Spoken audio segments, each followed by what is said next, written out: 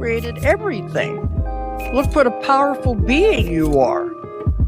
You did these things, but now you're in a human body, you forget the power you have.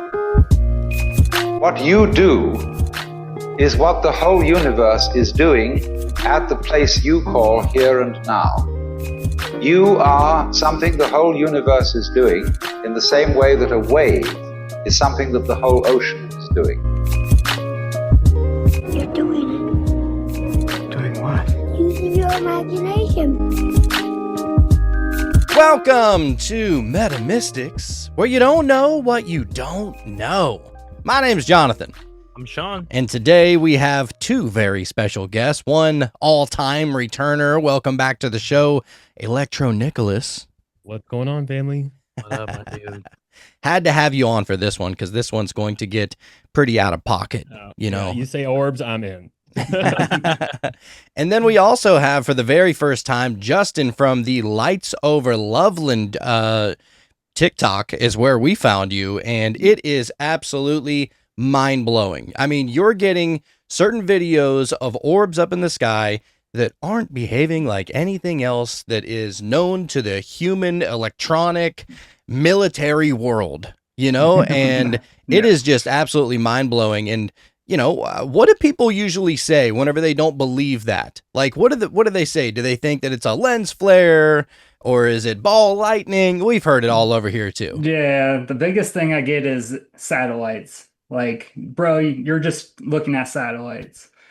But they're not there to like experience the whole situation, which the crazy thing is, like, these videos, as crazy as the video is, just being in the moment and like the whole context of the situation and everything really just adds to the whole experience. And that's what like cemented it in for me that there weren't satellites. Like there's just no way that they happen way too often, and they seem to interact when I ask questions and things like that. So I don't know. Yeah, it's the biggest thing I get though is satellites. Yeah, I can totally understand that, you know, especially people that kind of want to stay more grounded. They want to think logically, Yeah. you know, but there are times where I have seen satellites and I can go look at that and go, okay, yeah, that's a satellite. Just the way it's moving is very consistent as far as the velocity and everything else. And Definitely. then Yeah. there's other things like not unlike the videos that you've put up, but you know, you get like little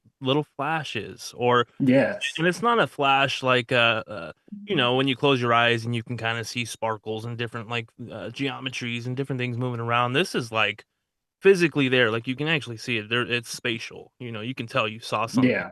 And if it was a satellite, that would definitely wouldn't happen. And the videos that you've, which I'm sure we'll get into and maybe show some of that, but dude, some of these things, the way that they're coming in and out and getting very bright and then getting dim and then disappearing and coming back, and like satellites wouldn't do that. There's no reason for Right. that to be a something that a satellite would do.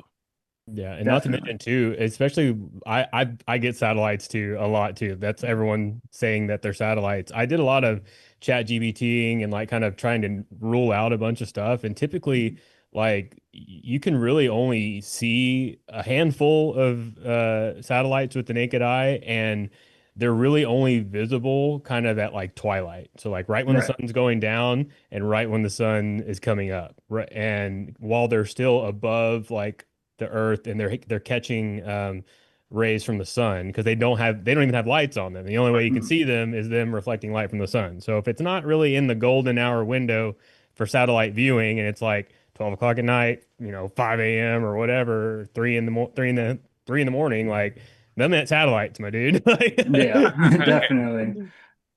Yeah. Yeah. And like something I'll point out too, like I do take extra steps to try to avoid the satellites. Like I use an app called Orbitrack, Yeah. which you can just like point up at the sky and it'll show you, you can point at it and it'll say if it's a satellite. I think that was like $5 on the App Store. And then there's a website called Heavens Above where you can type in your location and it'll give you a list of all the satellites and their visible times. So in my recent sky watches, I just go out after the last satellite's even visible. So Right. that way I don't even have to worry about it. Yeah, actually, when the last time Jonathan was here, we did something similar to that as far as getting an app, and it was like, oh, the next satellite is like an hour away, and we're Mhm. seeing 2 or 3 different things happening in the sky Right. in that very moment, and so it's like, oh, Yeah. that's proof enough for me that it's not a satellite. You know? Yeah, there's been times where I've seen like 30 things in the sky at one time. Like that, I'm like, that just blew my mind. I'm like, there's no way these are satellites. There's no way there's that many of them flying by right now. Like, it's just crazy. You know what's Right. interesting too is that it seems like whatever is going on now is happening way more now than it ever has. Mhm. Because I used to be outside all the time as a little kid. Like we were always Definitely. looking up at the stars. I don't ever remember seeing anything like this. I mean, if you were lucky, you might catch a shooting star, you know, but Yeah. I can't remember one time I even remember seeing a satellite, let alone an orb that is moving in crazy directions and speeding up and slowing down and in different shapes and colors and sizes and all that stuff, you know? So why do you think that that's happening more so now?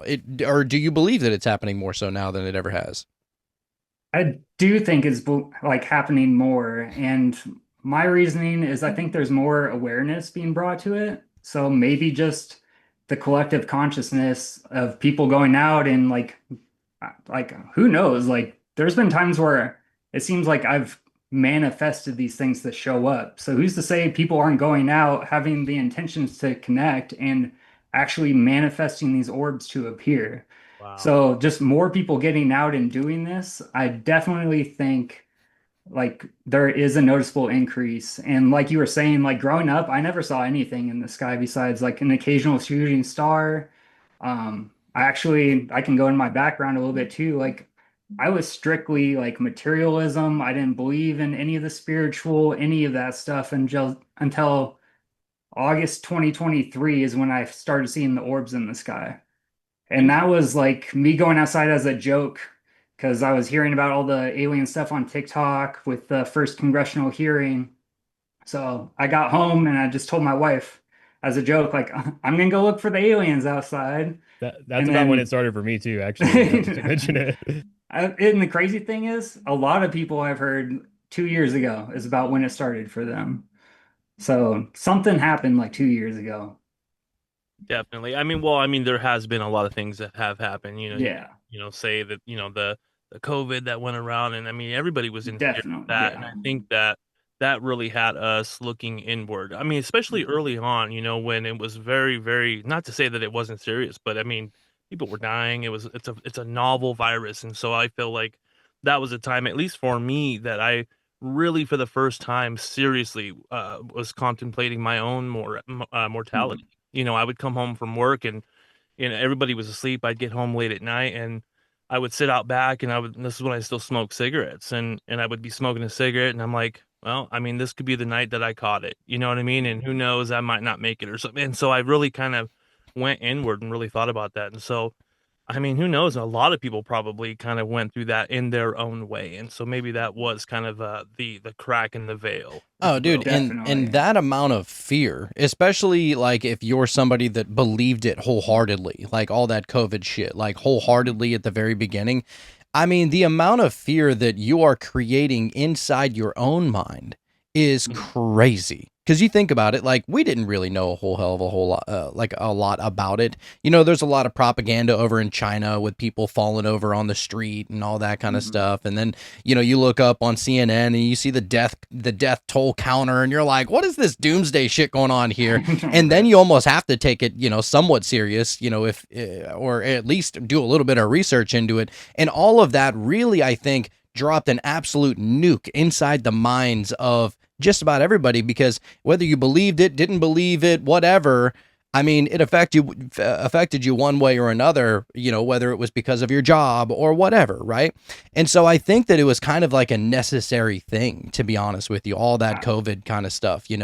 And yeah. and you hear so many people like connecting with their guides and connecting with, whatever they connect with on the other side, that were just like, yeah, that was kind of like that was on purpose. And the purpose of it was to help wake people up and get them out of the hamster wheel of the 9 to 5 and, question their own mortality and where did you come from? Where are you going? And all this kind of stuff. Right. So I think that it was a necessary evil, so to say.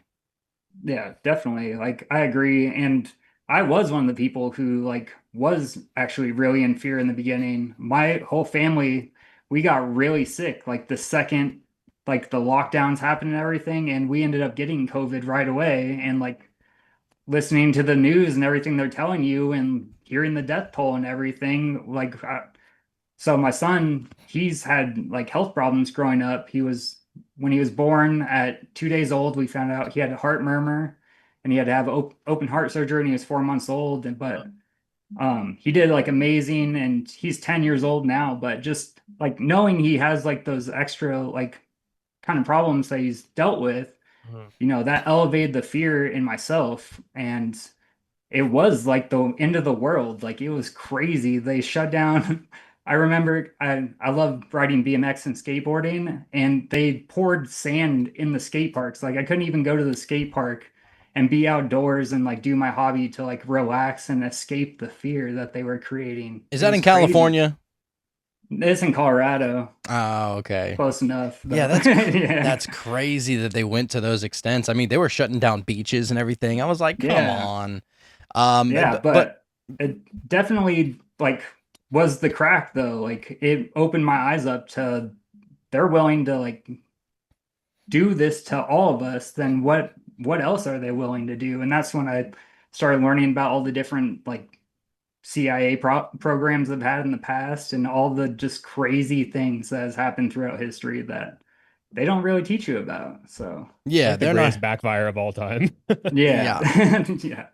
yeah, they're not gonna teach you about all the ways that they've manipulated society and all the different MK Ultra kind of programs that they did on people and just wild things, dude. All we are is just like hamsters in a cage to like the people at Yeah. the absolute upper echelon of government. And to be honest with you, like a lot of these whistleblowers, it gives me a little pause because these are the same Mhm. people that lied to everybody for at least the last 80 years as far as any kind of transparency with aliens and UFOs and crash wreckage and all this other stuff, right? So I don't know. I mean, what are your thoughts on, certain government whistleblowers? And I don't like to paint with a broad brush. I think that there are actually some very genuine people. And if you hear like some of the people's testimony, I mean, it doesn't sound like bullshit. Like it Right. sounds Yeah. kind of sincere. I just wonder to what extent. Yeah. Yeah. Definitely a lot of the whistleblowers, like it's so hard to judge. Like the Lou Elizondo, whose job was to like do all these covert things, and then you're expected to trust him. But I don't know, just like his tone and the way that he speaks, he's either like an amazing actor or like the information he's giving is genuine. And I was in the Air Force for 6 years. And when I hear service members, especially like the nuclear service members, because I know how intense the nukes program was, I was in munitions. So actually, my tech school was like right across the hallway from the nukes tech school. And just these people are the most credible, looked over people that we have in our military.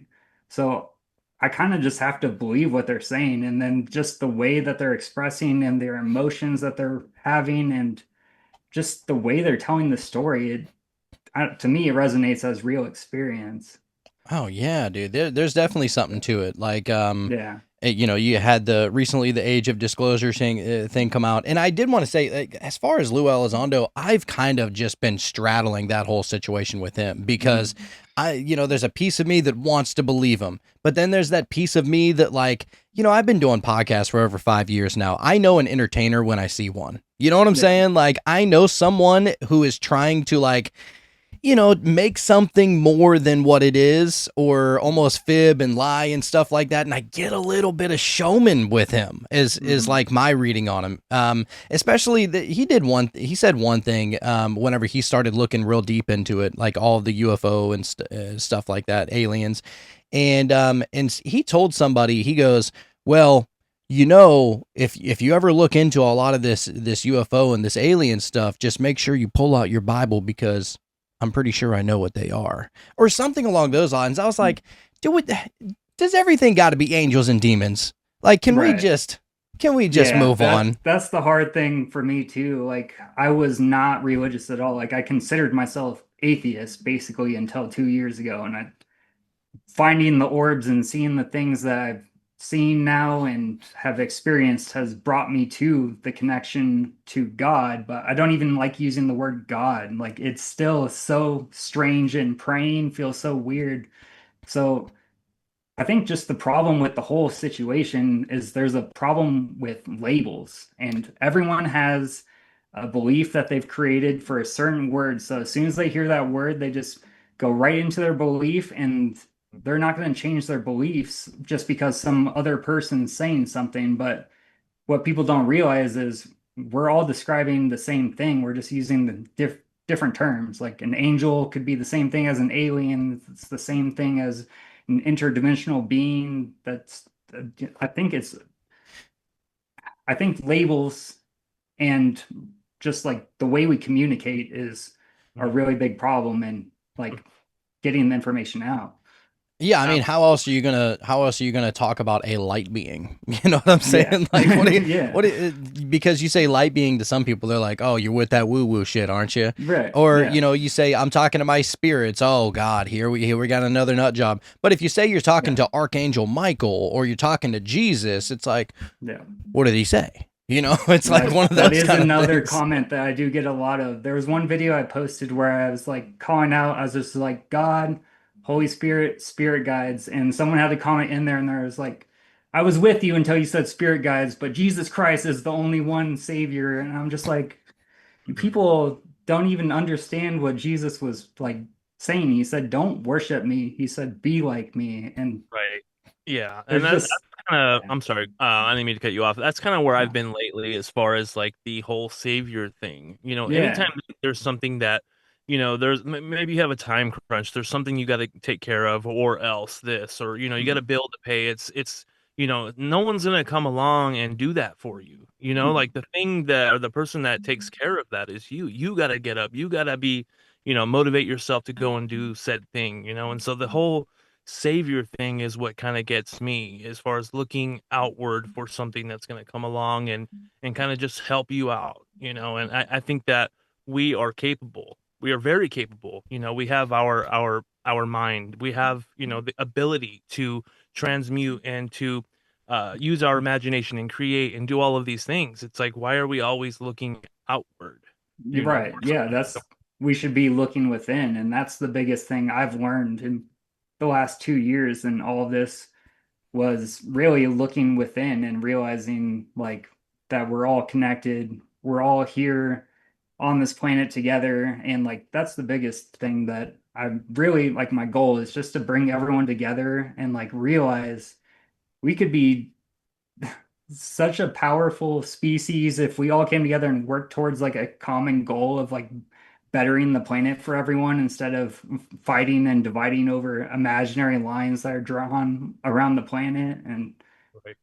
that's one of the things with the phenomenon is it makes you like going out and looking at the stars realize just how like small we are, but how big we think we are on this planet. Right. And see, that's the thing too, is that, whatever it is that we're seeing in the sky, I mean, how can we say for sure, but I feel like whatever that is a Mhm. part of us, and we Mhm. are a part of it, like people always will say this, like, oh, you have to go out into nature, which is, I agree, when you go out into nature, it feels great, but you got to remember that you are part of that too, Yep. like people always kind of make that distinction, that separation of who we are, and then everything else is nature. Mhm. And I think that's the kind of the miscommunication that's been going around. So yeah, dude. Yeah, it just makes Definitely. me think about like as above, so below, as within, so without kind of thing, right?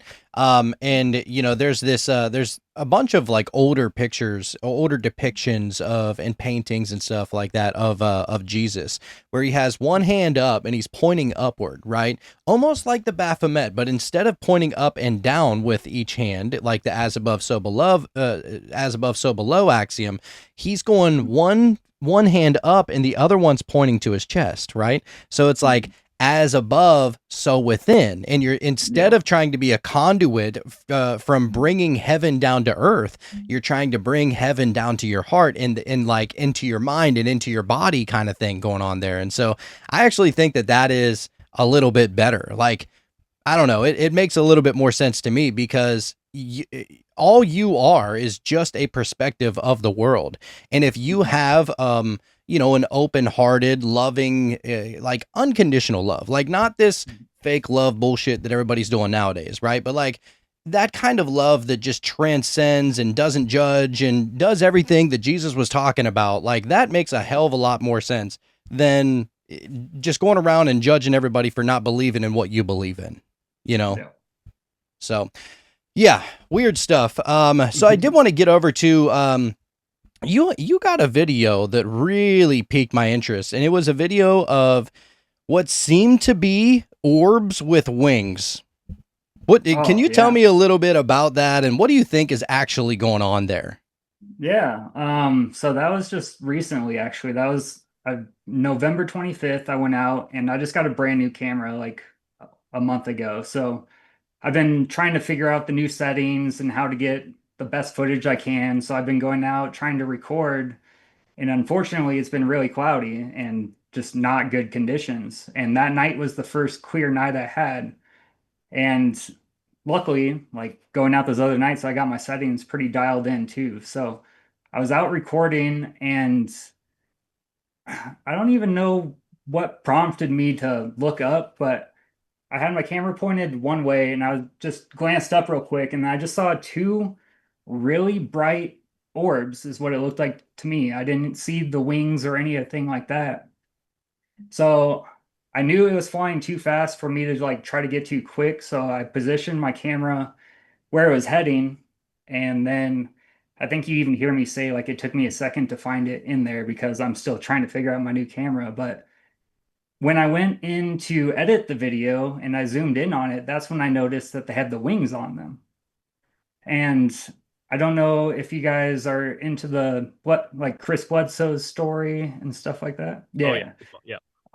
So like I'm a part of the Discord and I've been following them for a couple of years now. But out Riverfest a couple of years ago, I remember there was this experience where they saw what they called not birds, but it was like these luminous orbs that came in and they had wings and they were flapping. And then I think they described that they just vanished as they flew away. So when I zoomed in on my footage and I saw the wings, it instantly that's what I thought of. And then I started thinking like, okay, like how many times has this been seen throughout history? So then I started doing some research and I threw it into like my AI to ask it like, give me all the references to winged orbs throughout history. And it told me it's actually one of humanity's oldest symbols from ancient Egypt. And there's a winged orb on one of the stones that's carved there. So it's just really crazy. And then there's multiple other references to it throughout history as well. So I don't know.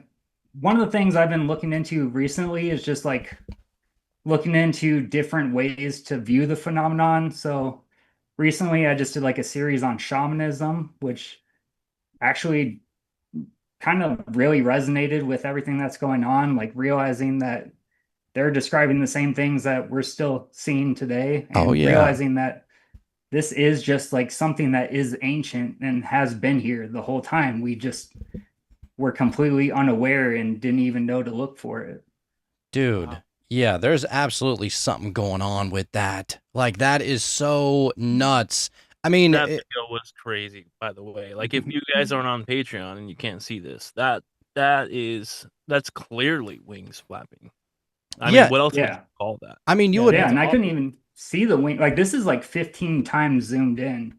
So when I saw it, it was just two like bright orbs flying through the sky. Like they looked, but it didn't look anything like birds. Oh my and I've God. actually recorded a whole bunch of birds like the couple nights before that. So in one of my newer videos I'm going to be making, I'm going to be like comparing the footage and trying to like show people. And also I'm going to be breaking down like the history of the winged orb and like try to just give people knowledge on how it's been around.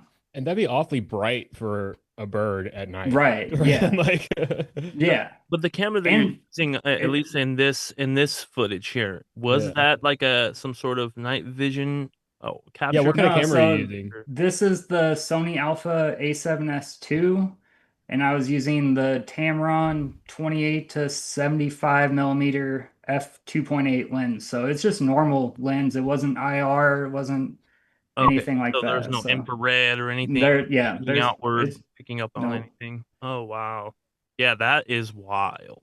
That is yeah, absolutely I've nuts. never seen that before. Yeah, yeah. me neither. That's pretty sick.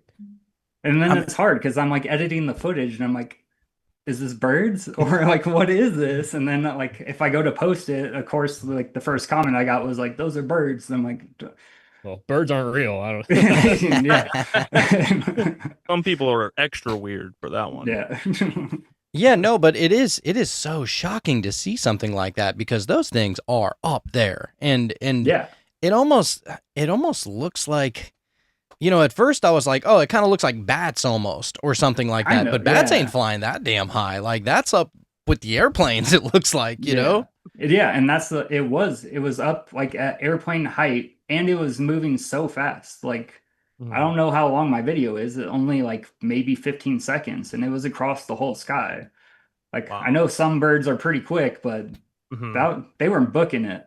Right. Whatever that was. There was one time I captured a video and it was really close to the time that there was a rocket launch, you know, and so that's the one thing that kind of got me like already kind of questioning it and kind of doubting it. But the footage that I captured, it was like an orb of white light and it was close. Like I know that footage there, it looked like they were kind of far away, but you could Yeah, they clearly were see far that it away, was like very defined wings flapping. The thing that I saw was like a ball of light and there was like light shooting off the sides of it. And then the light almost started to like, I don't know, it was like very wispy, almost Huh. like intentional. And the only way I could describe it was it kind of looked like wings, you know? And so, but Yeah. yeah, that's the only other time I've seen anything like that. But that was like very clear. Have So, y'all seen the rubber duck UFO? no. So there's some military footage that's like it's legit, confirmed, real footage, and it looks just like a rubber duck flying through the air, and they're tracking it like with a drone, and it's a straight up UFO, but it's in the shape of a rubber duck, and it's like it's large and it's moving real fast and it's spinning like this, and it's going through the air, and like I think there's from what I understand is like there's a playful element to mimicry that they do for fun. And I think that this, you know, flapping bird orb, the rubber duck type thing, the jellyfish, I mean, they do stuff for fun sometimes too, I think. Mm, yeah, Definitely. man. Yeah. But I think that's the way we're supposed to be kind of living life. Like, yeah, take things seriously. There's things that we need to take care of. There's things that we need to kind of put a little more attention into. But I think we're supposed to be having more fun than what we are. You know, things are Definitely. supposed to be funnier. Things are supposed to be a little more comical, you know, but we take ourselves so seriously. And that's just the ego anyways, you know. Kind of with that one guy you guys were talking about earlier as far as like maybe he's a little bit showsman, but I think what happened maybe like if he is completely authentic and is telling the truth, you know, I think maybe all the attention he was getting, maybe his ego kind of started to get puffed up a little bit, and maybe then he was kind of putting it on a little bit more just to, you know, because he was enjoying the attention. You know, who knows? Could be. This Yeah. human experience is so complex, you know. Yeah. So I found And- the rubber duck UFO that you were talking about, Nick. I don't think I've ever seen this one, or if I did, I probably just like, oh, somebody's getting good at editing or whatever. But yeah, it turns out I mean, they put it up on the History Channel, so I mean, it wasn't just internet fluff, I guess. But check this out, dude. Look at that fucking thing, dude. Just floating along, just like a little rubber duck. What? Yeah, that straight up looks like a rubber duck. Oh my God. That is unreal. What do you do with that when you see something like that? You know, like. Well, who captured the video? Ooh, That's what I wanna actually, That was a military video. Yeah. Really? Like Yeah. with like legit camera badass, like. Oh yeah. Oh yeah. But yeah, no, Forever. they have a little bit of fun. So Yeah, it's like Yeah, the I same thing maybe with prefer. the whole jellyfish. That was another military video with the whole the jellyfish orb looking thing that was floating around at crazy speeds, going up and down and around, and it was just, I don't know. I mean, they say non-human intelligence, but what could that be? I just get so baffled about this kind of stuff. I believe it though. I think it's just consciousness, dude.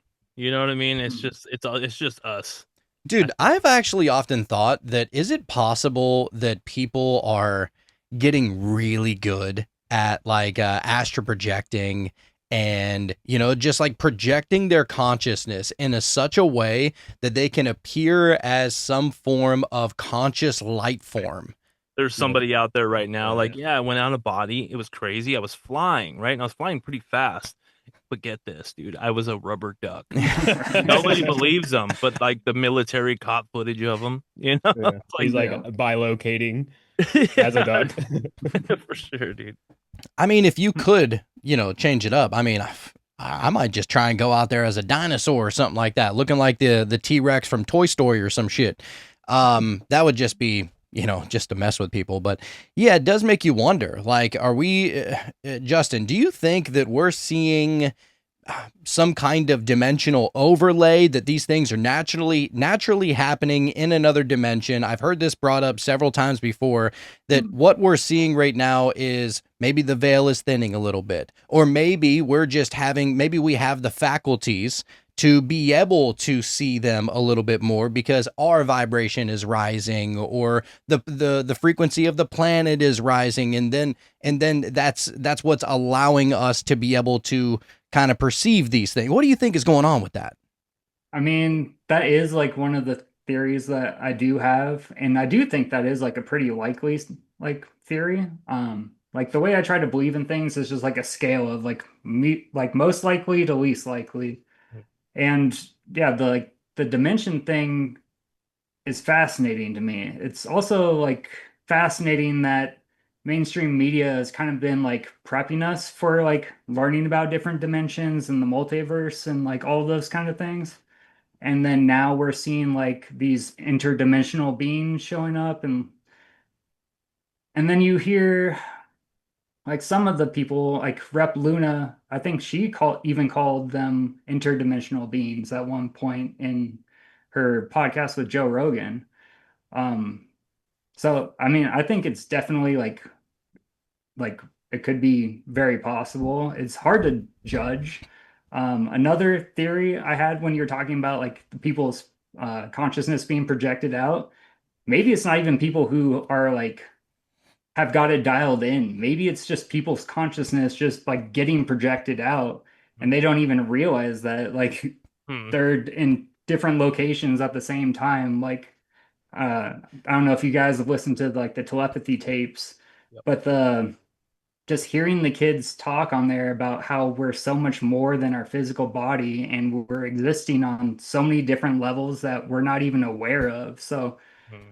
who knows? Like that could be like another piece of us that's out there that we're just seeing and we're like, what the heck is that thing? But it's Hmm. yeah, it's definitely, or it could be like our higher self even like sending us signs like I go outside and pray a lot and I'll ask for like guidance and stuff like that. And that's usually when I can like get these flashes and things. And it's like, is that just my higher self guiding me? And like, yes, you're on the right path. Like, here's a flash or like something like that too. Like, Yeah. I don't know. It's one of the funnest things to think about though.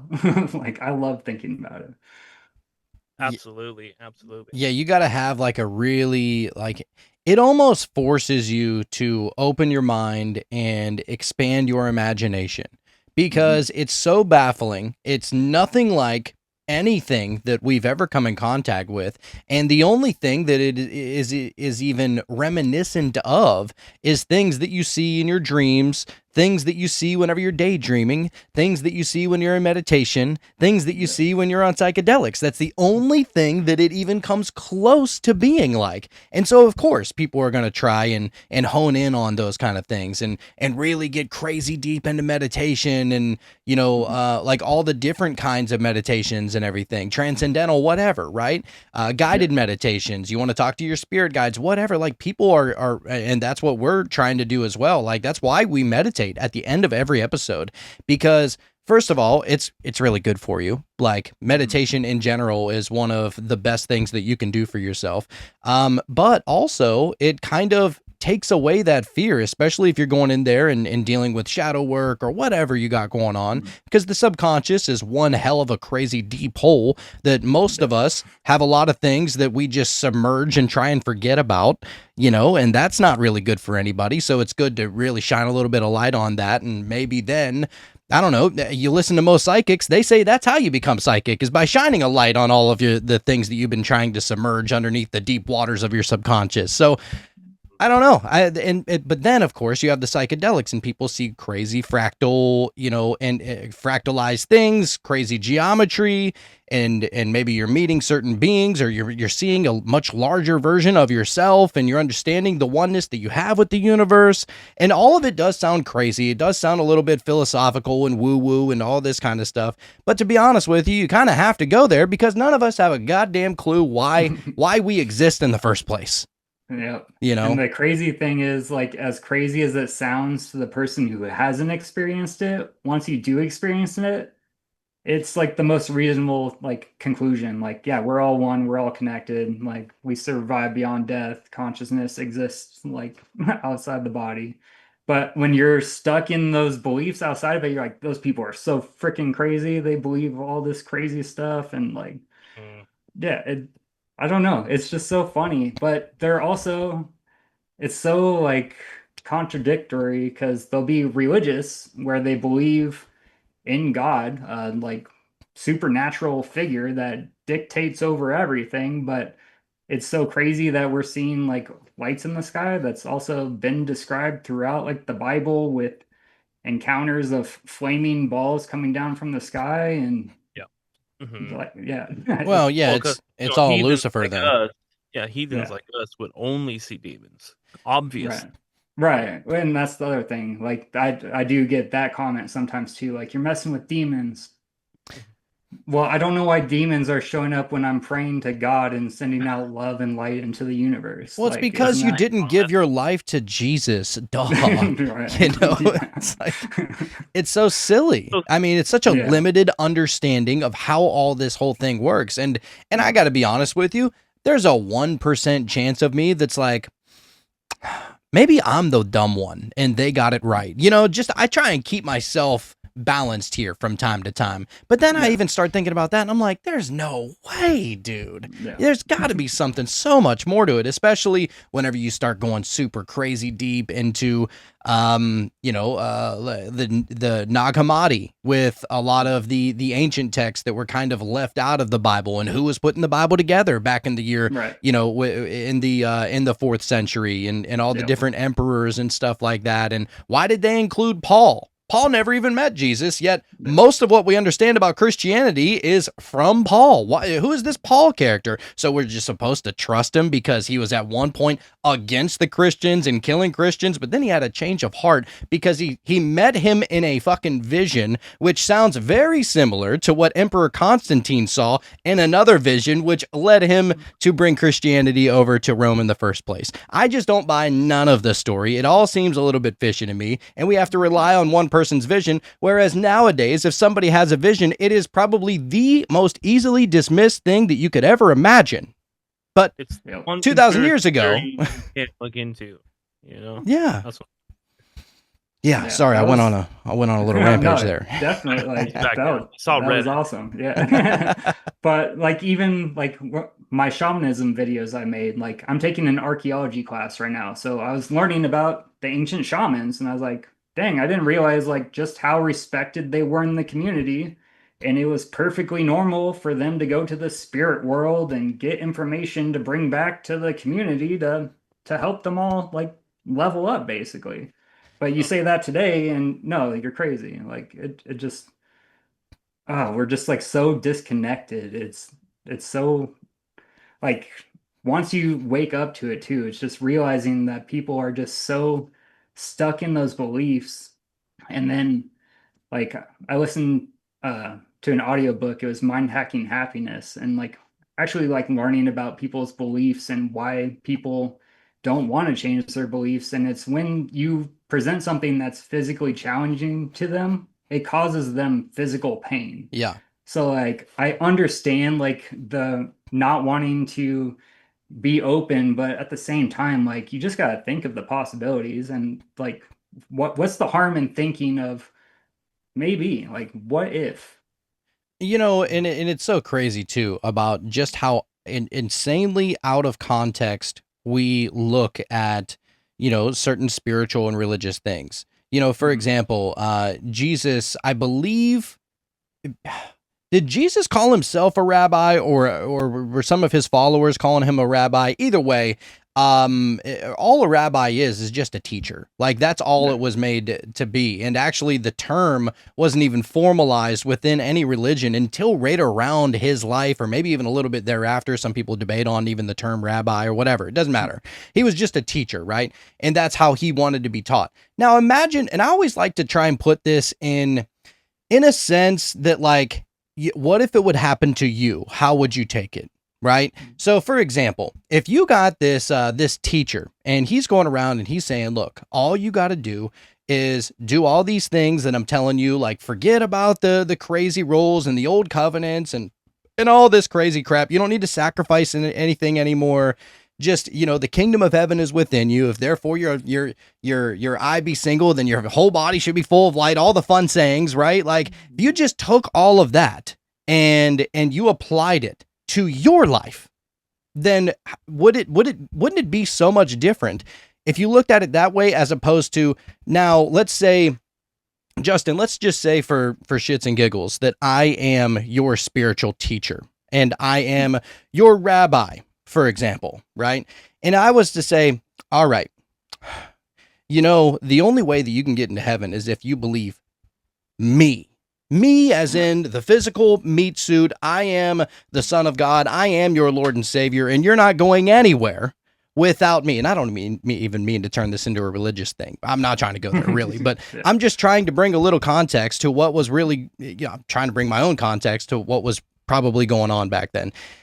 It wouldn't make any sense. You'd be like, believe in you? What are you talking about? Like, I believe some of the shit that you'll say, you know, like we can take it to that point. But yeah, it's weird because especially back then, there was not really a whole lot of people that even knew how to read. And, you know, so you had stuff like that. But you know what I'm really happy about is that what we have nowadays is we have social media, we have the internet, we have more ways to get in contact with many of different people all over the world from all different realms of thought and all different spiritual understandings and all this kind of stuff. And you don't have to necessarily be formalized and initiated in some form of secret society or anything like that. You don't have to take a 7-year vow of silence in order just to receive one little nugget of spiritual truth anymore. You can kind of just search it up and try to apply it to your life. It's pretty fun. And so it's a much easier thing to do now, I think, because you can almost initiate yourself into this understanding. You know, look into the ancient Hermetic teachings and Neoplatonic teachings and whatever. All of them have been trying to kind of describe the same sort of thing for a very long time. The Egyptian stuff, I mean, I feel like what we're seeing nowadays is nothing new. Whenever we look up in the sky and we see something that is absolutely unexplainable, you know, Definitely. like I try and keep a very open mind with all that kind of stuff. But, you know, actually the very first person that got us on this stuff was ElectroNick. He's the one that came and, he came to Baton Rouge and showed me, looked up in the sky and, oh my God, there's something up in the sky that doesn't make any damn sense. Then he goes, he just happens to have some kind of contract to go work in Phoenix and goes to visit Sean. They look up in the sky. Oh my God, that ain't a plane, you know? So it's so crazy about how even this conversation is going down right now, because if it wasn't for Nick, we probably wouldn't have even been interested in what you have to say, but here we are. No. Yeah. I mean, I was looking in the sky for a very long time, for years. My wife would make fun of me because it was just like you said, it's like the funnest thing to think about, like the possibility, and which, with the size of the universe, why wouldn't there be a possibility of life outside of where we are, And so I've always looked up and I would have loved to see a UFO, and only after Nick came and showed me, as soon as he's pulled up 5 minutes later, there's a light that I've never seen before, and I've been looking.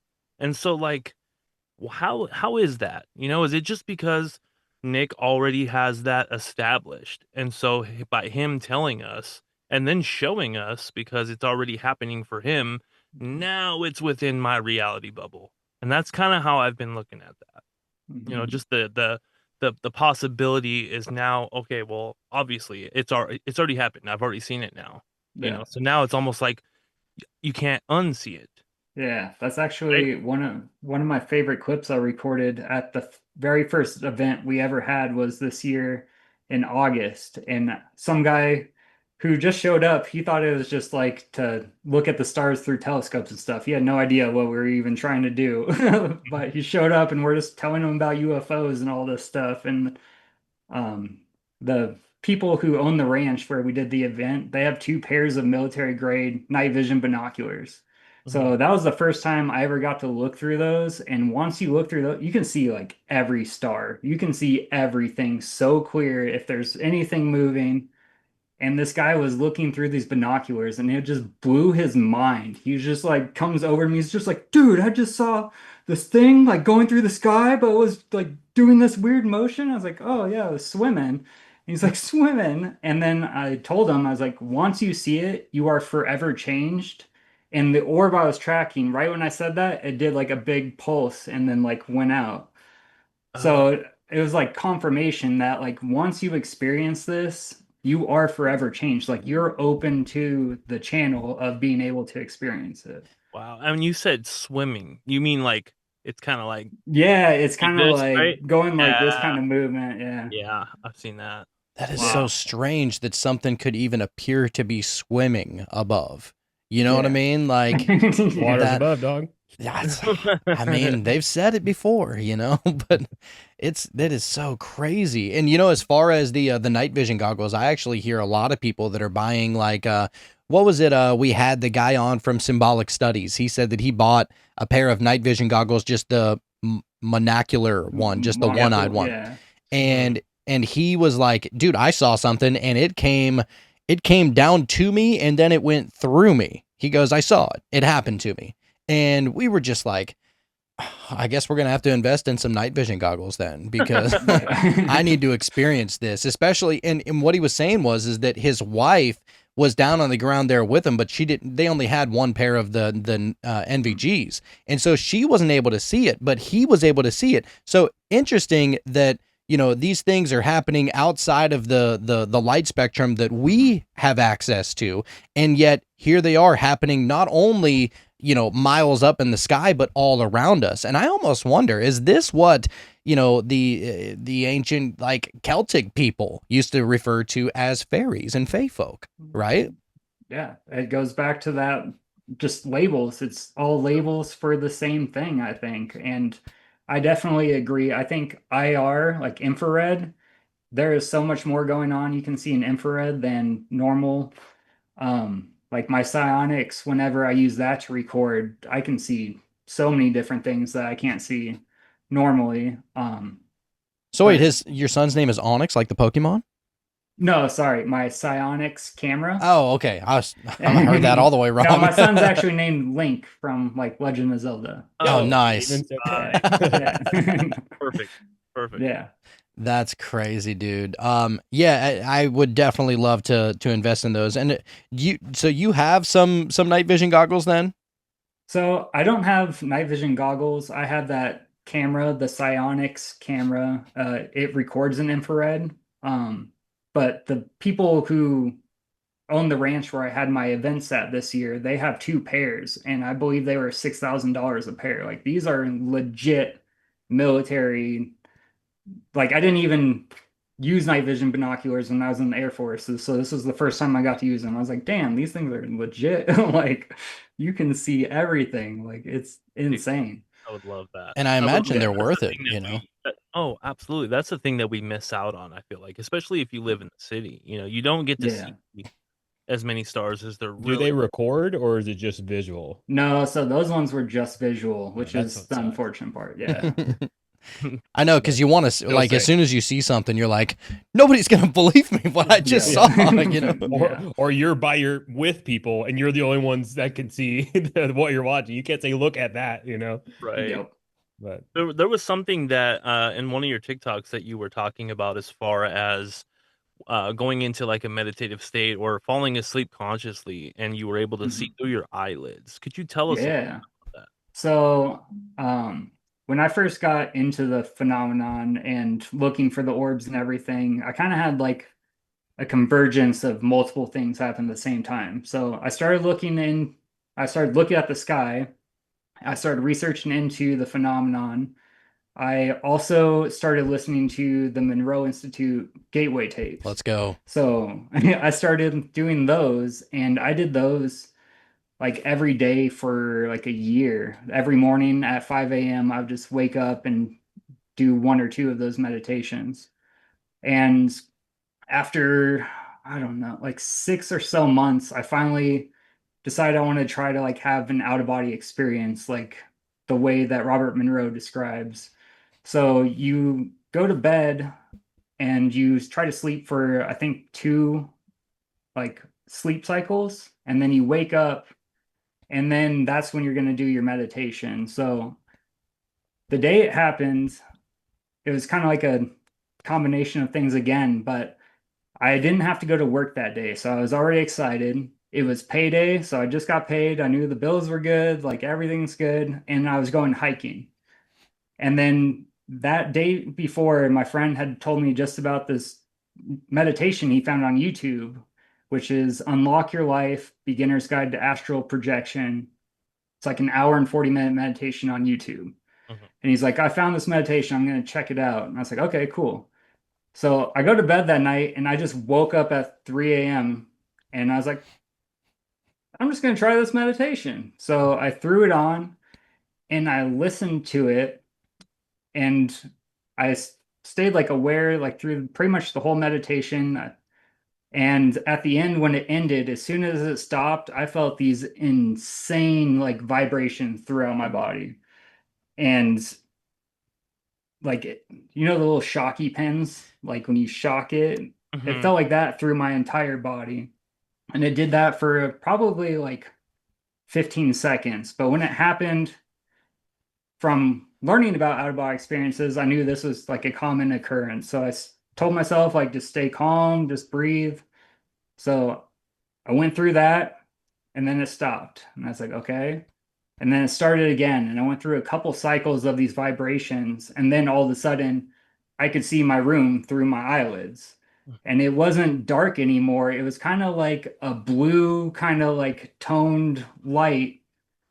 And I could see my ceiling fan spinning. And I realized, like, oh no, I'm like kind of getting close to this thing. So, like, I was floating up towards it. Oh. And researching into out of body experiences, I've heard from so many people that when they look back to look at their body, it freaks them out so bad that they snap back in. So I was like, I'm not gonna look at my body at all. So good idea. Yeah. So it was weird though. It was my room, but like my bedroom window is over here, and we have curtains in front of it. The curtains were now moved to my other wall and were blocking my closet door and my bathroom door, and the window was open. And then I was able to just think, like, I want to go to the window, and then I was at the window. And then I was looking out my backyard, and the strange thing is it was like my backyard from a couple years before. Like, we had to play like a swing set back there that we got rid of and got a trampoline, and the swing set was there. I was like, that's weird. I was like, I want to go out there. Next thing I know, I'm at the swing set. And I told myself, I was like, okay, I'm going to go touch the slide. And if it's hard plastic, like, this is like real. I don't know what the hell is going on. So I go and hit it, and it was so solid, and I was just like, I freaked out, and I was like, me and my friend were trying to get out of body, so I was like, I gotta go try to find my friend, and then I just ended up in some weird location after that, and it got kind of like a bit strange and kind of fuzzy after that point. Like definitely the most clear part was me floating out and being Right. like in my room and backyard, but Mhm. that experience cemented in like my beliefs that we are more than our physical bodies. Like we Mhm. do exist outside of this thing. And honestly, it was the craziest experience ever. And I was on such a high from that experience too. So that night, I was like, okay, I'm gonna try again. And I went through probably the most terrifying experience I've ever experienced that night. Yes. Mhm. So I went through the meditation again at 3 a.m. I set my alarm, woke up. I went through the vibrations once this time. And then all of a sudden, it felt like something just grabbed my ankles and I went moving. Like it felt like I was sliding across the top of my sheets and my bed was in zero gravity mode and I could feel the like bumps sliding under my fingers like Mhm. as the sheets were like sliding. Like, it's the strangest sensation. Mhm. It felt like got dragged for what I described as like a quarter mile. Like I don't know, Whoa. like but like 0 to like 100 and like nothing, just like quarter mile. Mhm. And then this is where the fear came in. So I would like imagine. yeah, and then I was just in like some room and there was like two people in there and I tried to go talk to them and they wouldn't like give me any attention. And then there was a doorway, so I went through that doorway and I was some other room that was filled with like a fog or mist or something. And I saw like two gray alien heads floating above the mist, and then all of a sudden it was just like blacked out. And then I was like, I knew I was back in my body, and then I got dragged again. And I, so I'm just like freaking out because I was like, what the hell is going on? That was freaking terrifying. And then I don't know like if this was to like try to calm me down or what, but I ended up in just like some house and there was a like a party going on. There was a bunch of food on the table and there was some lady there. I went up to her and she's like, "Oh, enjoy any of the food, eat whatever you want." And there was some fudge dipped Oreos, I remember, because I was like, those look so good right now. So I actually ate one and it tasted just like eating it in real life. What? And then, yeah, like this is the craziest experience. Like, I don't even know what to make of this at all whatsoever still. And then I like snapped back to black again, got dragged a third time, and then it got fuzzy at that point, and my like the corner of my arm, like right here on my elbow, started burning really bad. And I wasn't sure if it was like how I was laying or what was going on, but then at that point, like I snapped back to black and I knew I was back in my body and I was like, okay, I'm gonna open my eyes. And I opened my eyes and it was 20 minutes past when the meditation would have ended was when I opened my eyes. So all that happened Whoa. in the span of like 20 minutes. Wow. I mean, that just sounds like duality to me. You know what I mean? Yeah. The first Yeah. experience was just like fucking awesome. You're like, Yeah. what is this? You touch the slide to see if it's real, and Mhm. it's almost like you're creating this amazing experience. And then the next time, because you're so excited, you're like, let me do that again, and Yeah. it's the most terrifying. So it's like both of those things are possible. And it's Yeah. actually kind of interesting.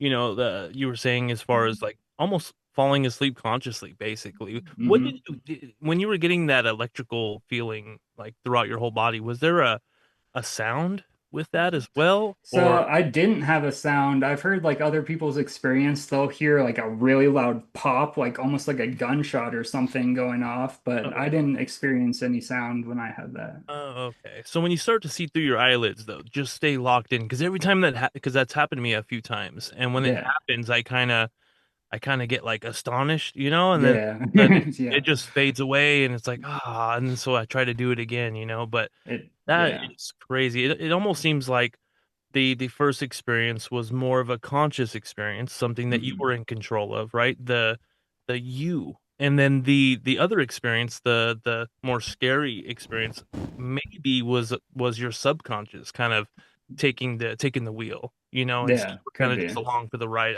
I don't know, but why would it be such a stark, you know, So contrast? I was, when I first had it happen, like I was thinking it was basically them installing like a block because the amount of fear I had after that experience, I couldn't even meditate for like weeks afterwards. Like No. it was terrifying. Mhm. I Um, know the feeling. it's now been a year and I'm finally at the point where like I feel like I could try to go out of body again. So it's kind of like a block, I feel like.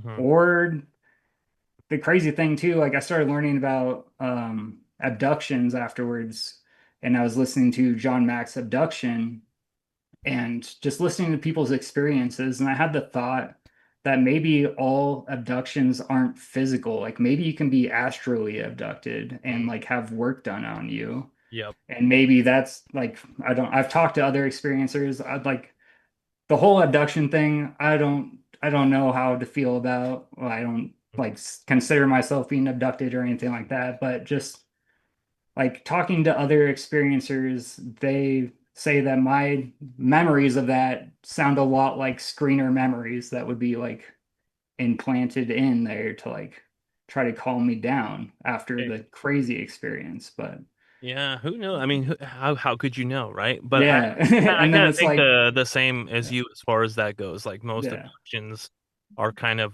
that state of mind that you can get yourself into, you know, and yeah, that's when something's possible. Not to say that there isn't something out there that's doing it, but that's when you would experience it. They kind of yeah. meet you there on that wavelength, Well, you you know, and they think do whatever they got to do. if you think about it, like if it's just taking you, whatever you identify as, do you identify as your body that you are a human and I'm, whenever I die, whatever, right? Or do you identify yourself as the consciousness that almost lives forever, that it can get out of body? Maybe you've had, weird meditations or psychedelic experiences where you have been able to, kind of get into some kind of out of body phase, Mm. right? And so, and we've heard of, wild abduction stories too. There's one that's super crazy out there.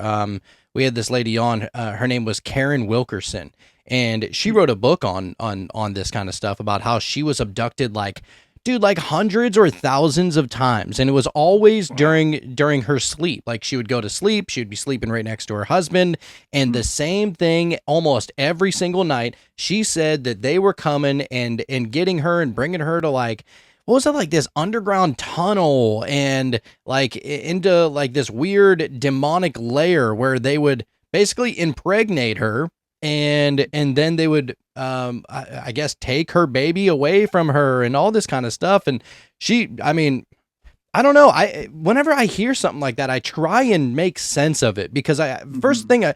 the last thing I want to do is discredit somebody's experience because Yeah. I wasn't there, and we're never going to experience everything, not in this lifetime. Yeah. And so if what she's saying that her experience was absolutely real, how is it real? In what way can my mind wrap itself around that? And I would just say that if there's amazing experiences that people are having, in these altered states, then of course it's going to be a dualistic kind of thing that's going to happen. There's going to be some that are awesome. There's going to be some that, are not preferable, Yeah.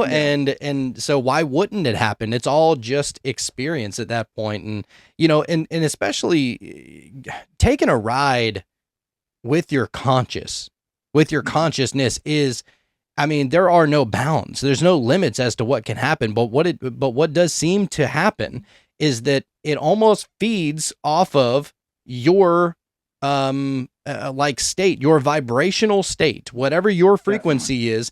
It almost matches to whatever you're about to experience.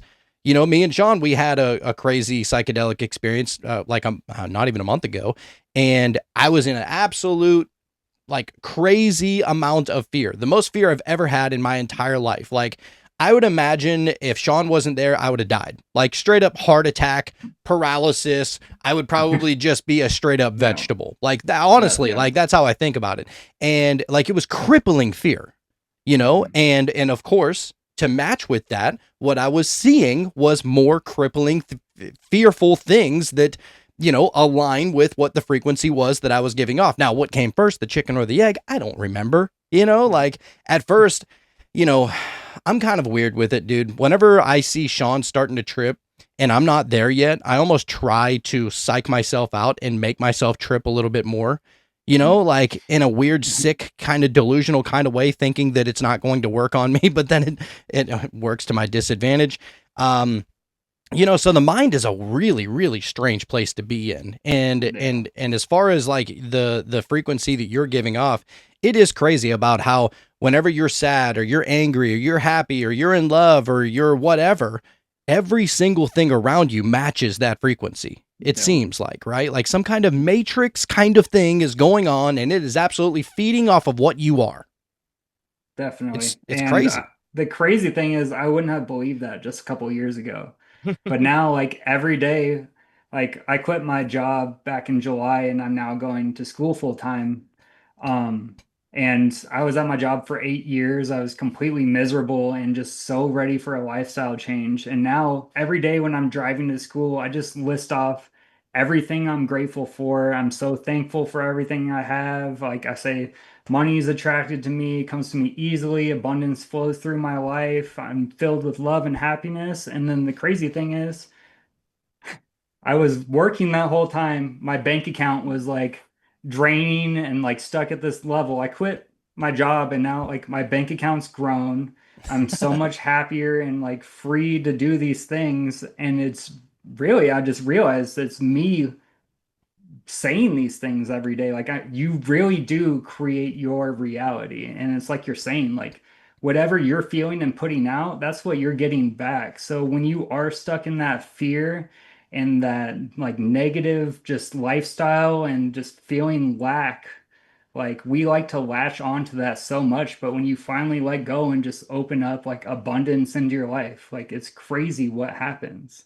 Dude. Absolutely. We were just talking recently, and I was trying to come up with, just on the spot, like what is it that needs to be done? How is it that how can we get everybody kind of together into just more understanding and more, what I mean, just the understanding that we are kind of one thing, and we're all just trying to get along here. And I think that's what it is, man. You were saying earlier, as far as word vocabulary and labels, kind of getting in the way. But one thing that we can agree on is a feeling. And so Yeah. if everybody kind of, picked their vibration up and was able to pick up on how someone else was feeling, then there's no words that would need to be used that would get in the way. You know what I'm saying? And so if we all just had that understanding and we were all just grateful and we were all just, compassionate and you don't want to see somebody in pain, and so you're going to try to help them if you see that they are hurting, and I think that's what it is, man. It's just I feel I like it think might be a so. long road, but I feel like it's at least we're on that road, you And know. then with like the telepathy tapes coming out, like it seems like we are possibly on the path to changing that communication to be able to Mhm. not be limited by words anymore. Like when you tell someone the word Christmas, like they're gonna picture just like one thing, but they're not gonna get that whole feeling of like everything, like the entire experience and everything you're feeling within yourself. So when we get to that point of being able to communicate, like Mhm. sending feelings like that, Right. I think there's going to be a lot less misunderstanding. And like myself, I hate speaking, like public speaking, like anything like that. Like I don't like speaking. So it kind of makes sense like hearing these kids talk about they don't like speaking, and it feels like our way we're supposed to be communicating is the way they're communicating. Like we're supposed to be communicating telepathically. It's so obvious to them too. Yeah. It seems That's Yeah. like what did it's it. the harder way to communicate Yeah. is to Yeah, speak. it's not very efficient. And I No. learned that whenever I had my experiences, that's what did it for me with my guides. I mean, I've got 4 years almost now worth of transcripts of Mm, telepathic communication with my guides that I say it all out loud as they're saying it to me, and then mm, transcribe it all into text. And whenever it first happened and I heard them, it's not like a channeling thing. It's like direct conversation back and forth like this. mm. And that's what proved to me that telepathy is real. I'm like, it's not coming from me, and I know it's not them. And then that's how I was able to confirm the things that I was seeing in the sky after the fact from them and in real time. Like, I mean, I've gone out, asked them, like the telepathy was first, and then the sky things were second. And then I would say, "Hey, was that y'all?" And then they would say, "Yes, it was." Or I would go out, ask them, and then they'd show up immediately afterwards on video. So it's Yeah. like for me, it's a personal thing, you know, and it's for others, like obviously it's connecting those dots and then do you believe it or not? But I've got the luxury of personal experience and no question. Yeah. And I don't know, it's pretty crazy. It is crazy. And that's what like people are so quick to like bash someone. Like, I'm not saying it's not crazy. Like, you don't think that I think this is crazy that I'm going out and recording like orbs in the sky and posting these videos. Like, my wife thinks I'm insane. Like, she's like, what the fuck happened? Like, what the hell? Like, you didn't, we're not into any of this stuff. And it was just, I don't know. It's like that telepathic download. Like, I'm just driven to like, I need to teach people this information. I need to show them that there's so much more out there than what we've been led to believe. Mhm. Yeah. No, and I had to explain the stuff that was going on with my guides and stuff to my friends and family because it was like it's pretty profound shit, honestly, Yeah. and still has continued since then. But I asked them, I was like, "Hey, is there anything that like y'all can do in like real life that's tangible for the people around me that they can see with their own eyes to like help corroborate the stuff that y'all are telling me that I'm sharing with them?" Like, Mhm. and that's whenever the orbs started showing up. No. And you know, just all that I did send you that video. That was all the best ones or whatever. But like ever, I was like, I need some help because it's just my word to them at this point. And ever since then, everyone around me sees them. It's just understood. Like my friends are looking up and seeing them before me now Mhm. whenever we're going out. And it's just now it's like, hey, they're at the party kind of thing. No. And everybody, it's become a fun thing for everyone. And you know, it's been really cool. And it seems like they get down at raves too, which is pretty sweet. Hey, it's a vibe. It's It's a a vibe. vibe. Yeah, so Justin, I did want to ask you, you talk about how you go outside and you almost like you're praying. Is that are Mhm. you going out there in like kind of like a CE5 kind of fashion? So I've tried CE5, like I've downloaded the app and everything. I only did that like maybe like 3 or 4 times in God, that was like probably last year. Like I tried it out. For the most part, I just go out and I just like, I just kind of have like a heart to heart with the sky and just like reflect on my day and like ask for, like in the beginning, I was really asking for knowledge and like what's going on. And when I first started getting into the topic, I was like nuts and bolts and I was very like, this is secret military or something like that.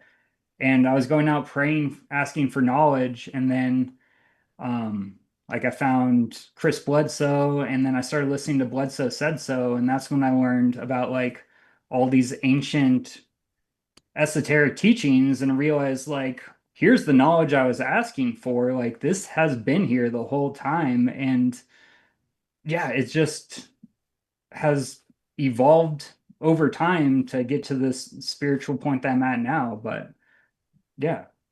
Sorry, I kind of completely forgot what you asked me. No, you So, were like, just talking yeah, about like going out there and basically talking to the sky and kind of running yeah, through yeah. your day a little bit. And so just out of curiosity, whenever you do go out there and you do that, Mhm.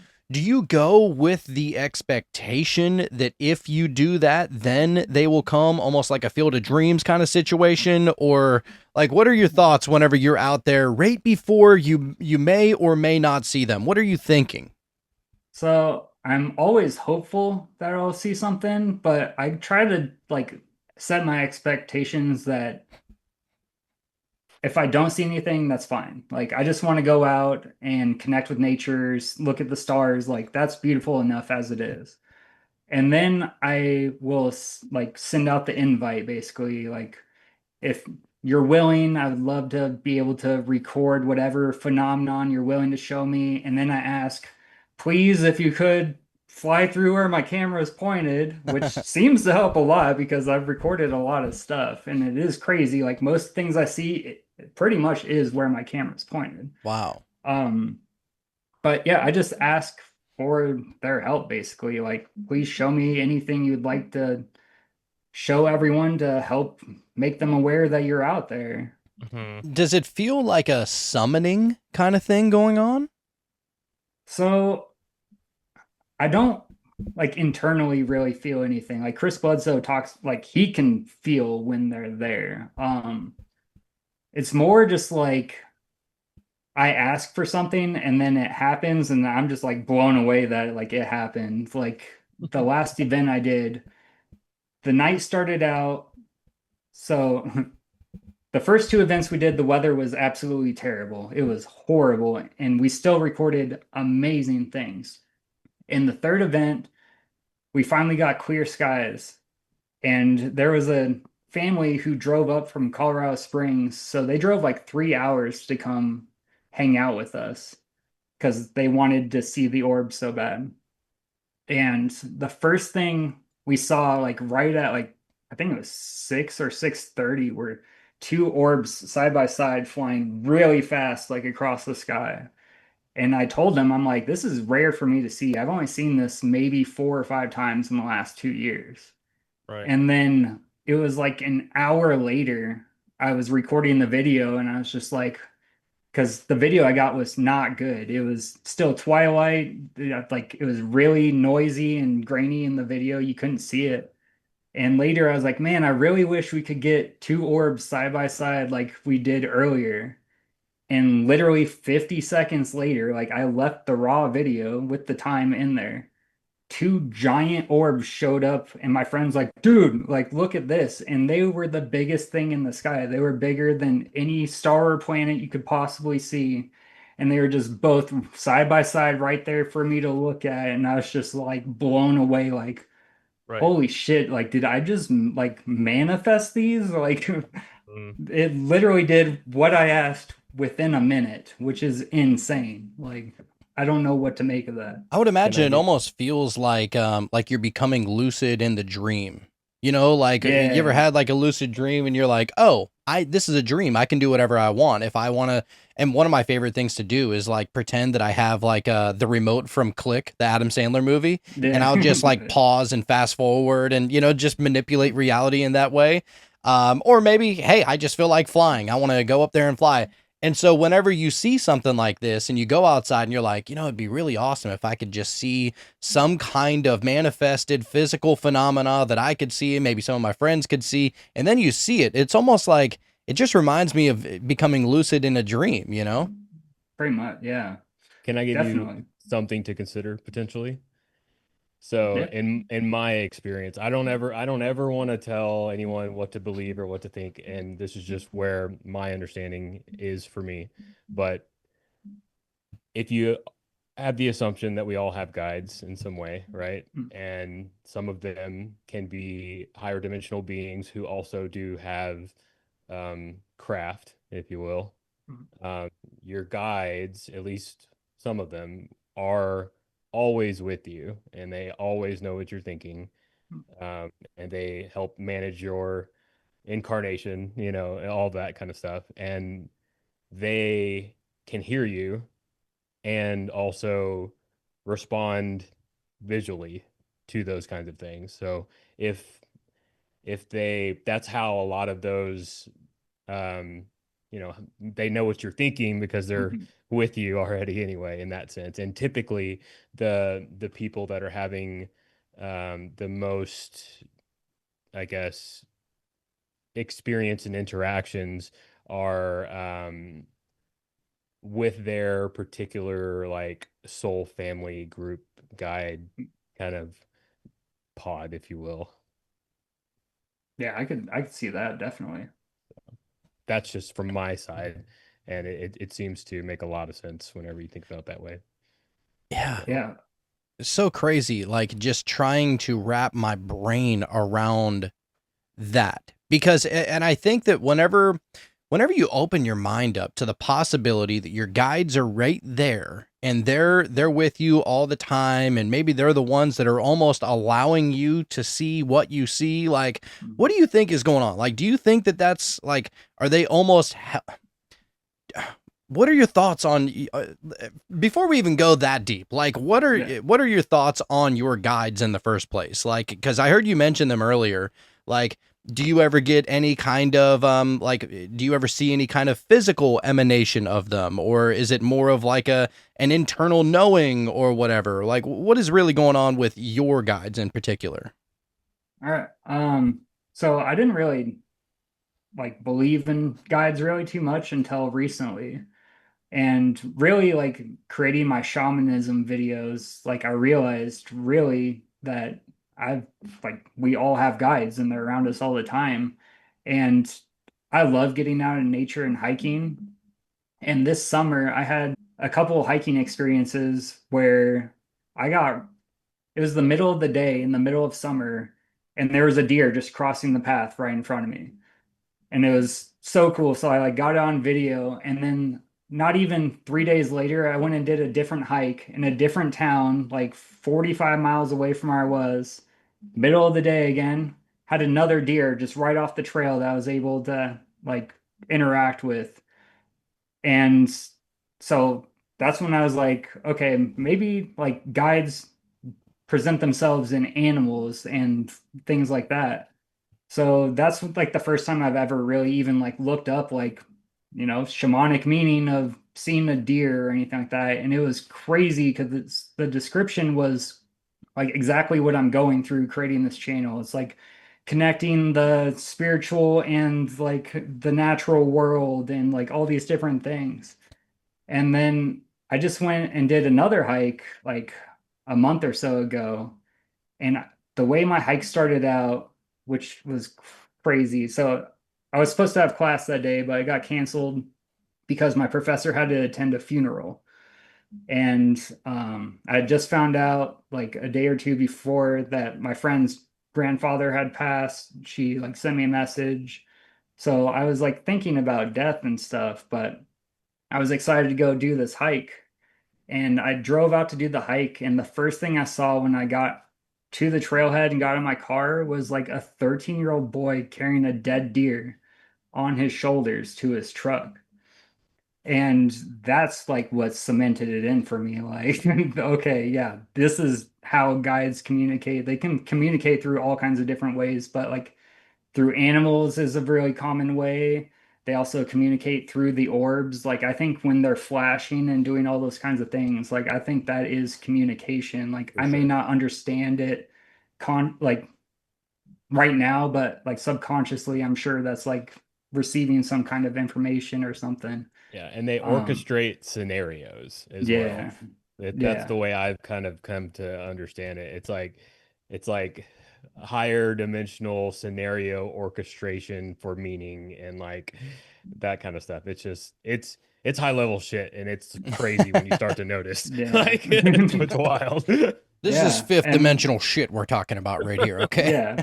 And it's crazy because like, you have all these experiences throughout your life and you'll have like something weird happen. You're like, "Oh, that's weird." And then you don't think about it for a really long time. And then you'll have some other weird experience happen that connects it back to that experience you haven't thought about in forever. And that's also what happened on that hike. So I got to the top of the rock and I set up my camera on me, like recording it while I did a meditation. And I had the thought, like, I set up my tripod, had it fully extended. I was like, this is probably a stupid idea, but I'm going to do it anyways. Did my meditation. And right when I was wrapping up my meditation, I felt a little gust of wind on my back. And I like wrapped up my meditation, turned around, saw my tripod had blown over. But right when I did that, there was an all black squirrel that I've never seen an all black squirrel, but there was an all black squirrel just like 12 feet away from me. And like I rushed down, I found my phone, and luckily my camera wasn't broken. I was able to get a video of it. And it made me remember back in 2016 when I separated from the Air Force. like 3 months afterwards, I was at a park in Rapid City in South Dakota where I lived, and there was an albino squirrel there that I photographed. So it just like flashed in my head, like, what the heck? Like, of all the animals to see albino and all black, like, there's a Right. squirrel. It's like, dude, Um, right here. There you go. yeah. And Look, then it was both times just like a couple months after like major changes in my life. Like 3 months after separating from the Air Force. And then I just saw the all black squirrel. It was like almost exactly 4 months after I quit my job and went back to school full time. So it made me realize like it was the changing of like a season, and it seemed like it was like the ending of a cycle and the starting of a new cycle. And it also brought me to that message of duality, like you were talking about earlier, like the light and the dark, yin yang, like yeah. the, yeah. Mhm. Yeah, it's But crazy how yeah, that stuff can just kind of show up symbolically in your life.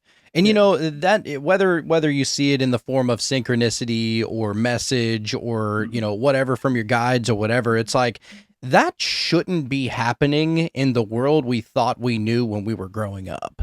You know what yeah, I'm saying? Like if everything really is just physical and material, then why is it that these things are occurring at a mathematically impossible rate? You know, like, yeah, and is it just our consciousness that is connecting to the rest of the one conscious or God or source or whatever you want to call it, right? Like, are we kind of integrating even farther into working congruently alongside, you know, whatever the rest of uh, source is or God is or whatever? You know, it's almost like getting into that flow state to where these things are starting to happen a little bit more. And I almost wonder, I used to wonder. I don't wonder it anymore. I like did these things used to, is this a new occurrence?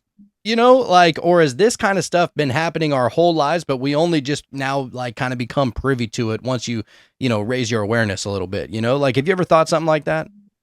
yeah. I definitely think we get the blinders put on, and it's not really our fault either. It's the way society's structured right now. Like you grow up and you're told you have to get a job and you have to do all these things, and that takes away that childlike wonder that we have when we're little.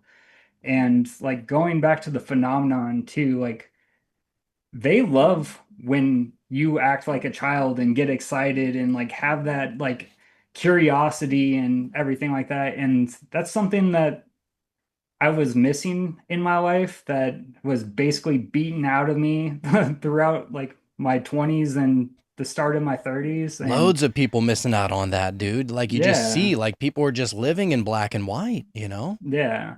And it made me like stop and like realize that I was missing that from my life, and trying to reintegrate and bring back in like that childlike wonder, really. And I think that's another reason why the phenomenon's showing up, is like they're trying to help us remember who we truly are, and we're not what society has created right now. Like we're supposed to be out experiencing this beautiful planet we're on, and we're all just stuck working 9 to 5 and under crushing debt, where you're told the American dream is to, rack up $500,000 in debt and work the rest of your life. And Mhm. I think people are realizing that that's not the way that we're supposed to be living.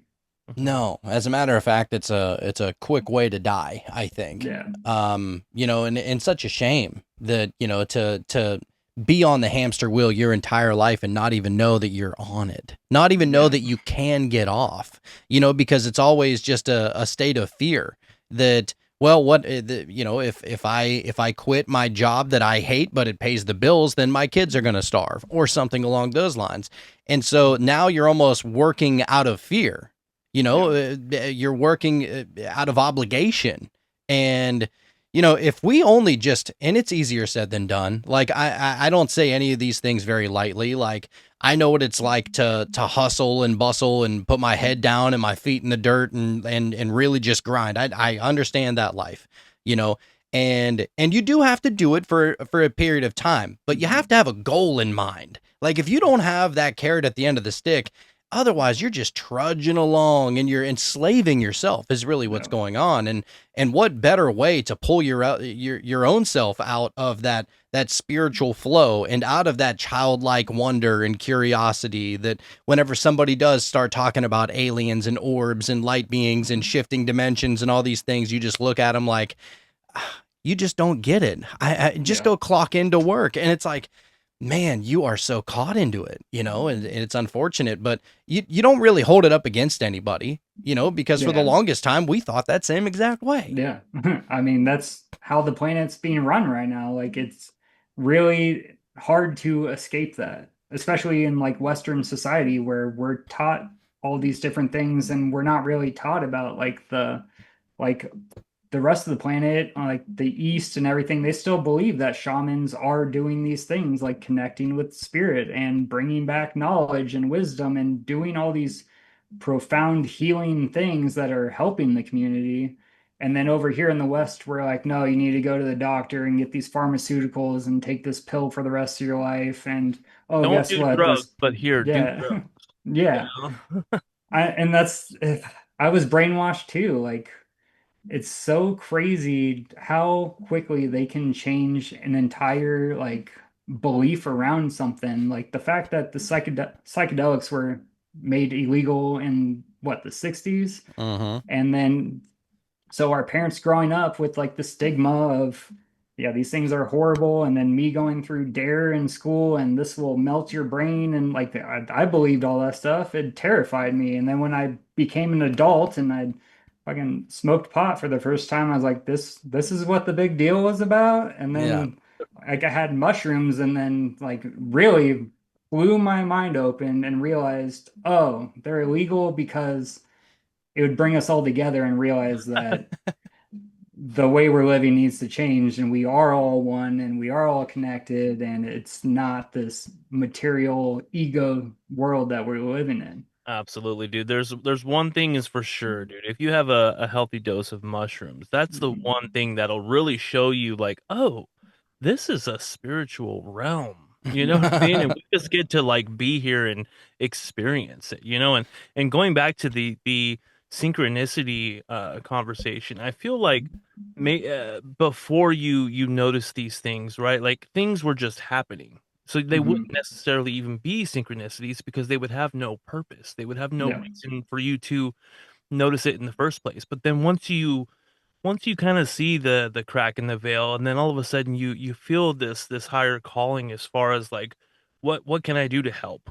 You want to be able to help people, and then so now you have a purpose. Yeah. You've given yourself a purpose, and so now you're literally able to translate the language, so to speak, of the earth, and it's co-creating with you. I don't know if you've ever read the book, but we read the book The Alchemist. And if you haven't read that, Oh, give it a read, because in that yeah. book he's talking about trying to understand the language of the earth. And the first time we kind of went over that, I was like, it was kind of a little bit confusing, but then you start to understand more things, and you talk about synchronicities, and you see a cardinal, or you see some bug that's supposed to be good luck, and it's right above your door on a day that just so happens to be a day that you're really hoping everything goes well, right? And so it's Yeah. like the language between you and the earth is totally unique. The language between you and everything around you is totally unique to the language and how I would experience things around me. And so whenever someone comes to you and says, well, what does it mean when you see a cardinal? It's like, well, just ask them, what does it mean to you? Yeah. Because that's what matters. So, Yep. but yeah, Beautifully said, sir. I appreciate Yeah. Yeah, appreciate it. dude. Yeah, there's Sometimes, we're living in a magical realm. There's absolutely no doubt about it. And whether this is a training wheels realm or if this is a realm for, the spiritual gangsters that think that we can handle it, whatever the case may be, I'm here for it. It's a fun time. I do want to ask you though, Justin, have you ever had a past life regression? I have not. So dude. going back to that whole like experience I had with not sharing abduction or whatever that happened, I was like, do I want to like do a hypnotic regression and possibly like open the can of worms, or do I just kind of like let the experience be. I am interested though. Like I am curious. I would like to know like what happened or like past life regressions. I'd love to know like what I've experienced as a soul journeying through existence. Like, Well, because we live in a simulation, you just so happen to be talking to somebody that's willing to give you one for free, oh, sir. I would just all love right. to give you a past life regression and see what is going on. We don't necessarily have to go to a specific place. We can keep it very whatever happens, happens kind of thing, dude. But I just, with everything that you've been experiencing, I've given a past life regression to Sean. I've given a couple of them to Sean. I gave one to ElectroNick one time, and both very, very eye-opening, and it makes the things that seem difficult to understand like easily digestible. It breaks it down in such a way to where you aren't necessarily questioning what you're experiencing. You have more of an open way of interpreting whatever it is that you're seeing and experiencing and stuff like that. Because what's great about it is that, have you ever heard of Dolores Cannon? Oh yeah. Okay, so that's the kind of past life regression that I do, if that's anything that you'd be interested in. But Yeah, definitely. Yeah. okay, so she did the past life regressions and stuff like that, but then right after, there's usually questions that you would have to ask your higher self or your guides or whoever it is that is kind of overseeing the life that is, the physical embodiment of Justin, right? And so these are questions that you don't think that you have access to, but you want to try and put it in their hands and kind of pull down information from that different perspective. And every single time we do something like that, it is like mind blowing how easily the answers come in. Like answers that you wouldn't in a million years think that you would ever have access to. And they are just so there, so easy, so amazing. And really, that's the best part of a past life regression is those questions that you would ask after the past life regression. So I would love to be able to hook you up with one of those, just with all the crazy stuff that you're experiencing. Yeah, definitely. I'd love to. Yeah. 10 out of 10 would recommend. For sure. And in one of my regressions, I was literally an orb. And wow. my purpose was to allow people to have people see me so that they would know that there's something more. So just like interesting stuff like that. Who knows where you'll end up, Yeah. But it's going to be interesting. That'd be great. Well, and it's good to go in without a projection. Like, don't go in with any preconceived notions or anything like that. Almost like my favorite tarot card is the Hanged Man. Just go in there and let go. Whatever happens, happens. Like, don't try and forecast it or don't try and think, oh, this is what's going to happen. If you go into it completely open-minded, that is the best way to have your mind blown every single time.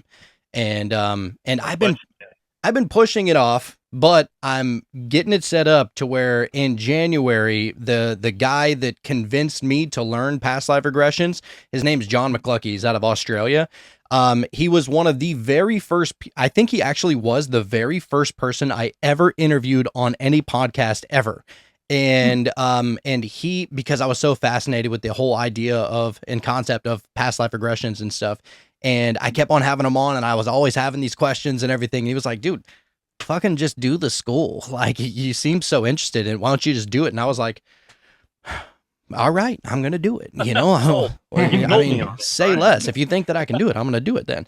And so I did it and I went through the whole schooling and everything. Unfortunately, I did it after Dolores Cannon had already died. So that's fine. I mean, the schooling was so amazing because you get to see I was able to see like a bunch of never before seen videos of Dolores Cannon talking and teaching about, how to really to hone in on past life regressions and stuff like that. And I think that is the best form of hypnosis out there because you got a bunch of different hypnosis forms like quit smoking or quit drinking or whatever. But to be able to go in and see a past life and then ask questions to your higher self, and it's nothing crazy. If you've never been hypnotized, it is very much like a guided meditation. Like if you've ever done a guided meditation, this is basically what it is. It's just that it's more specific to you, so it's really cool. But yeah, if you're open to that, I would love to give you one, dude.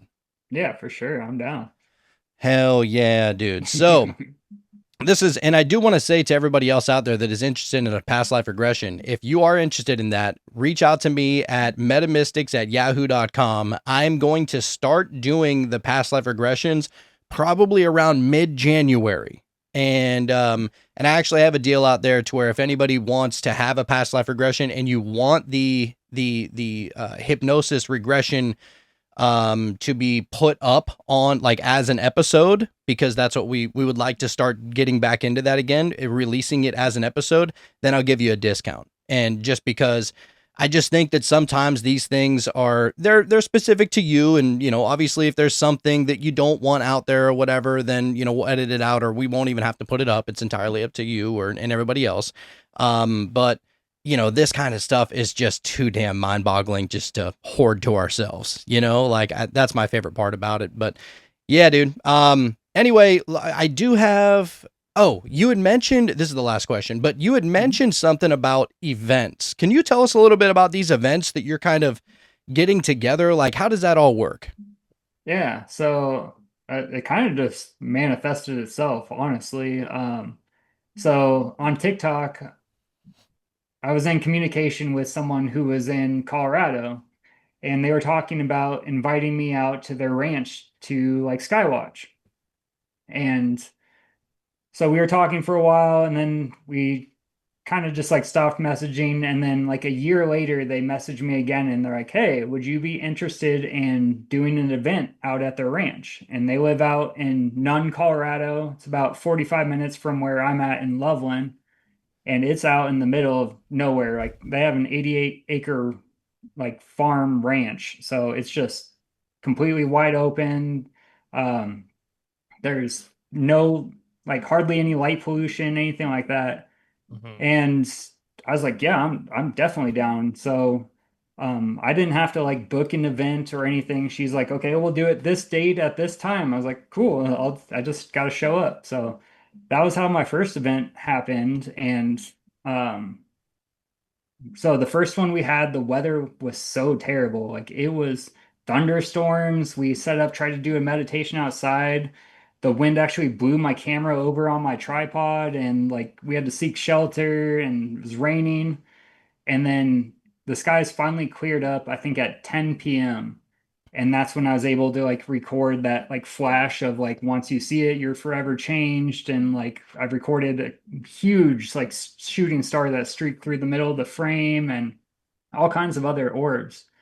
And you know that like kind of re-sparked my like interest in wanting me to get out, because I've been skywatching for 2 years now, and it's kind of hard to motivate yourself to keep going out night after night, especially in the wintertime when it's freezing out Yeah. there. But um yeah, so I went there, had that first experience, and then they had such a great time that they're like, we want to do another one. So a month later, we did another one, and yet again, the weather was absolutely terrible. Completely sky was filled with clouds, couldn't see anything except for one little spot on the horizon. And this is one of my videos too. Recorded like a parade of huge orbs, like just for 35 minutes straight flying from the horizon. And yeah, that blew my mind. That was like the one of the craziest things I've ever seen. And then we had our third event just in, what was that? In October. And yet again, just every time we have an event, it seems to be just some of the craziest things I've ever witnessed and recorded. So I think it's just the energy of people all focusing their attention. And then I also just try to tell everyone like to send out love and be open, and like, you know, we're trying to connect and not be in fear and stuff like that. And I think just setting the right intentions, and we just have amazing things happen. But we're going to plan on doing more events starting in the springtime when it warms up again. So, yeah, next year we'll be doing more events out there. Hell yeah. And that's out in Colorado, you said, right? Yep. Damn, might have to make a trip, Sean. I have to, man. It's not that far away, dude. Like Where right you over guys there, I at? think. I'm in Arizona. Arizona. Oh yeah, it's not too far. Yeah, dude. Make it happen.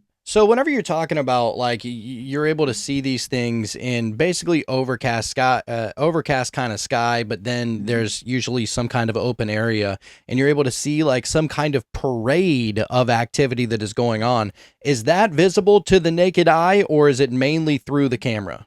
That was visible to the naked eye, and it started out as like, so we were just all chit-chatting since the weather was not like ideal. And I was looking out to the horizon and I saw just like this orange fireball, like kind of like show up and then it faded out. And I was like, dang, I wish I had my camera pointed over there. So I went over there, repointed my camera, and let everyone else know because we had like 10 people there that like in each event, we've had at least 10 people who have witnessed all these things too. So it's not just my word for all this or my video evidence. Um, so I repointed over there and I was just like, man, I hope like it shows up again and then just boom for 35 minutes straight, just nonstop, like flying and getting huge, Huge, massive power ups. And they were coming like down all different directions. And the direction it was coming from, I originally thought it was pointing towards like out towards Cheyenne. So I actually just drove to South Dakota over Thanksgiving break and I realized it was way closer than I thought it was. So it was probably, I think it was around like Carr, Colorado, which is maybe like 10 miles away from where we were at. And there's nothing out there. Like there, nothing. But yeah, if you check out my parade video, I posted the whole like 35 minutes on there. I have sped up clips. I've had AI analyze the video, and the explanations they could come up with were like a drone swarm, which didn't make any sense because they were just like going up and then fading, and then like military flares, but flares descend down from the sky, they don't ascend upwards. And then it was saying like maybe some military exercise. So I looked that up. It's always the military exercise, dude. Yeah. There was no exercise during that Exercising time. something. It's like, Yeah. They did have an exercise like a couple days before, but that wrapped up on the 18th and that was on the 20th. And like I was in the Air Force. Like usually exercises don't go past the end date. And then yeah, like I don't know what to make of it. It was crazy. And I actually like did an interview with one of the guys, the owners of the ranch actually, and had him describe what he saw because he was looking through the night vision binoculars, him and my friend, and they both described that they saw like triangles like spinning and like branching off in different directions and all kinds of crazy things that I've never seen before. And these are happening past twilight time. Like the sun is not Yeah. just now going down, it is No. hours after that. Yeah, that was at 10:30. Okay. Yeah, like Yeah. how do you And then there was another weird thing that happened in that same area the following morning at 1 a.m. Apparently, there was like a train fire in the same location-ish of where that was. But this happened at 10:30. So I was like, was there really a fire or are they like covering something up? Because that's really strange that that would happen the very same day. coincidental nonetheless. Yeah. Yeah. Yeah, the sky's just going to start raining down boogospheres everywhere now, dude. It's just going to get weird. I'm ready for it, man. I'm here for it. Yeah. Yeah, just lay one in the bread basket. I'll catch it. You know what I mean? Like so Sean, we have a tarot card here, sir, and I actually pulled 2 cards, and I don't do that all the time. But you know what? It just, the moment struck me. So we Okay. got the Fool card and the 6 of Pentacles, the Fool. which is perfect. I mean, we got a full moon tonight. I don't know if you guys know that, but it's a legit full moon right now. Oh, So yeah. it's like the Full end moon. of a cycle. And then, of course, after the end of a cycle, you get the beginning of a cycle. So Yeah, I was hearing something earlier about how this type of full moon is like a once in a lifetime full moon. And Is it? I don't know what the name of it was, but I saw that it only happens like I don't even know, like once every 1,000 years or something crazy, like this Look at specific the type. full moon along with just the other planetary alignments as well. I mean, because we get a full moon every month, so Yeah, for sure. Yeah, I'm not sure. I just saw it and I didn't read into it. It's kind of a lazy moment for me, but whatever. it happens. But whatever. But anyhow, the Fool card. So the Fool embarks on a new journey, leaving the past behind, carrying with him only the lessons learned and a curiosity to begin again. Each card carries the energy of the ones that come before it, beginning with the Fool, who carries the energy of the Zero, a symbol that contains everything and nothing at the same time. The Fool progresses through the lessons and events shown by each card of the major arcana, growing, experiencing, and maturing as his consciousness evolves. In the imagery on the Fool's card, you see a young person in a floral print tunic.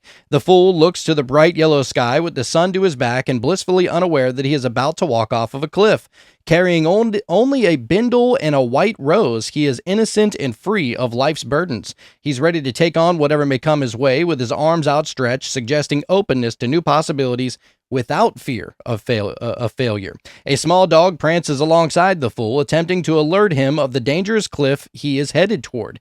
This is the path of unfolding consciousness, a symbol of the Fool's willingness to meet life's challenges in order to make progress. Very symbolic card here. Perfect, dude, man. I mean, you quit your job, you started school, definitely. you're getting into nature more, you're seeing orbs. I mean, this card has an orb and he's not even looking at it. You know what I mean? You know it's there yet. So there's that. Damn. Yeah, I didn't think about that. So the spiritual interpretation, it says, take a leap of faith and trust that you have the support of the universe. Don't be afraid of the unknown. Instead, acknowledge that the lessons you encounter will lead to expanded consciousness and unforeseen opportunities.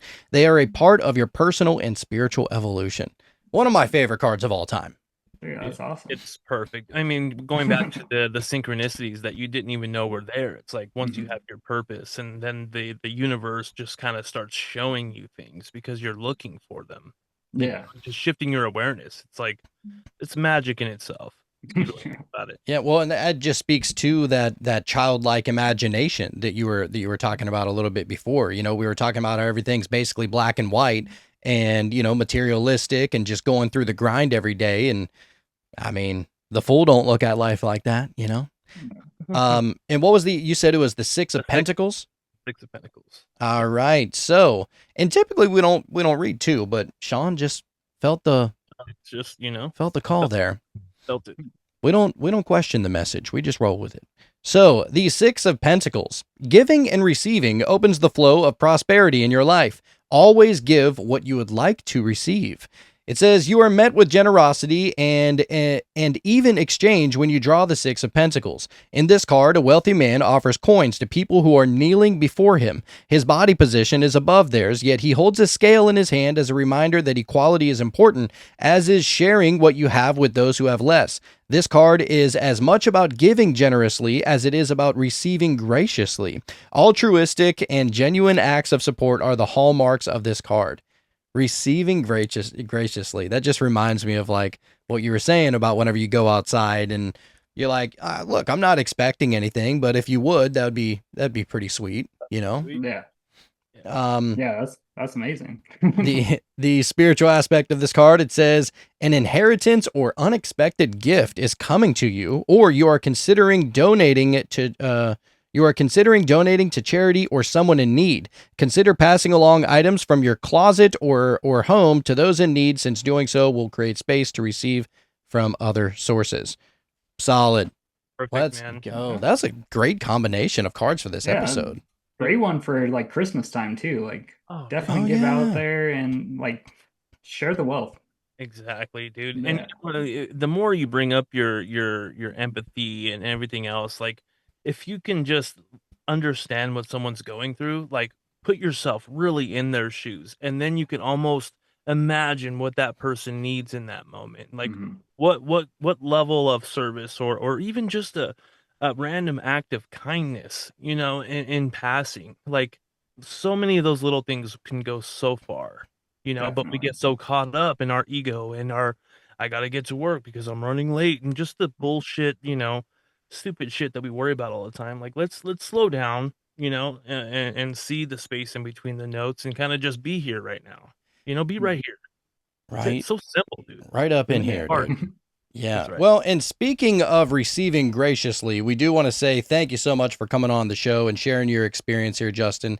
That was awesome to get to know you and hear some of your stories. And, look, some people are going to look at you like you're a kook and you're a whack job. I wear it as a badge of honor, like look, if you're not creating some waves and a little bit of ruffles into the society and into the consciousness of those around you, what are you doing? You know what I mean? Like, that's what we're here to do, is just to not necessarily create a disturbance, but just to create a little ripple that would cause somebody out there to just become curious. That's the whole point, So if you would, could you let our listeners, we call them the one, could you let them know where they could find your good work, sir? Yeah, definitely. Well, first, thank you so much for having me on. This was a lot of fun. But you can find all of my content on YouTube, Instagram, TikTok. I'm on Facebook. I'm on X. I'm LightsOverLoveland on everything except for X is Loveland Lights. And actually today I just created a Patreon and Discord server. So if you'd like to join my Discord, it's completely free. And I'm just trying to create a community of people who are open and curious and really just want to like research into what's going on and put stigma aside and just like look at the evidence and analyze what we're seeing and recording in the skies. Awesome, Hell man. yeah, Thank you dude. so much for your time, dude. And I just really enjoy the way that you're looking at things and kind of just branching out and really trying to get people together. And it's a beautiful thing, man. I appreciate you. Well, thank you. Yeah, dude. Nicholas, any last thoughts for you, sir? No, I enjoyed it. I'm glad there's more of us out there. It's amazing. It's I don't think we've seen anything yet. So No. I think it's gonna be a fun next few years. So keep them eyes up. Yeah, well, the best is yet to come, as they say. But for any of those that maybe they are just now hearing you and looking at your beautiful, luscious locks, Nicholas, for the very first time, how would they reach out to you? The CollectivePerspective.podcast on Instagram, and that's got the link tree to everything else. Awesome. Yes. And look, we do want to make an announcement. Do we want to make an announcement, Nicholas? We can. Yeah. So I guess come January, right? The plan is for me to be doing a weekly Collective Perspective episode feature on metamystics moving forward. So real excited for that, and look out. Awesome, dude. Yeah, I feel like it was always meant to happen. It's No, it is happening right just now. like this already. conversation and Right, the yeah. people that we're with here. Yeah. It's all coming together. Just along for the ride at this point. Yep. It's all a dream, anyways. Yeah, dude. Just you may as well just hitch on to the metamystics machine and just let it take you for a ride. Marv's at the wheel. He knows what's going on. Just let go. That's all you really got to do, and just have fun with it. So thank you so much, guys, for coming on the show. This is a very, very fun one, and we're definitely going to have to do it again. It was great getting to talk to you, Justin, and we'll definitely keep in touch with you. But Sean, any parting words for you, sir? Oh, dude, this was a great episode, man. It's fun. It's always fun talking to somebody that really has a greater understanding, is really actually putting in the work and really trying to figure all of this out. I mean, none of us probably will, and that's all right. You know what I'm saying? But I just appreciate people like you that are actually trying to utilize your energy in the best way possible. And I just appreciate it, man. So thanks, bud. Thank you so much. All right. Well, look, for the one out there who are on Patreon, you want to be able to, kind of come and meditate with us. That is the only place to be able to do it, is on Patreon. And if you want to be a part of that, go to patreon.com/metamystics. That link is down in the show notes below. If you sign up over there, you'll get an entire week for free. If you just want to kind of dip your piggies in the water and see if it's warm, I promise you, it is at least Luke. All right. That's what we try and keep it. And it's not because we peed. It's just how we vibe. No, I'm just kidding. I don't know where the fuck I was going with that, but anyway, I may have peed. I don't know. So yeah, come and check it out and you get a free week. If you decide that you like it, you can sign up for a whole year. And if you do sign up for a whole year, you actually get 3 months off. So it's a little bit of a discount that we got going on right now, and that's only just because we're trying to invite as many of the one over to Patreon as humanly possible. And if you would go out and share this episode, whether you're watching it on Patreon or you're listening to it on Spotify or Apple or wherever, go ahead and share it with the rest of your friends with a genuine curiosity about the nature of this reality. Go ahead and share it with everybody. You may as well share it with your uncle who is an atheist. Be like, yo, dude, if you are so sure that you know what the hell you're talking about, go ahead and listen to the goddamn Metamystics for a change. Maybe they'll just open up your third eye a little bit. So, yeah, we appreciate everybody who's already done that. But look, if the Lights Over Loveland and ElectroNick came here and they taught you anything, it's that you don't know what you don't know. So don't just get weird. Stay weird. All right, and we are back. Man, what a wild ride that was. Yeah, dude. Man, I had sweat dripping off my eyebrow. Doing some work. Heated up in there, man. I liked that sound. That sound was pretty good. That was a good one. Yeah. Yeah, it was weird because I'm trying to get a little bit more comfortable with the void and not always just look at it in a fearful way.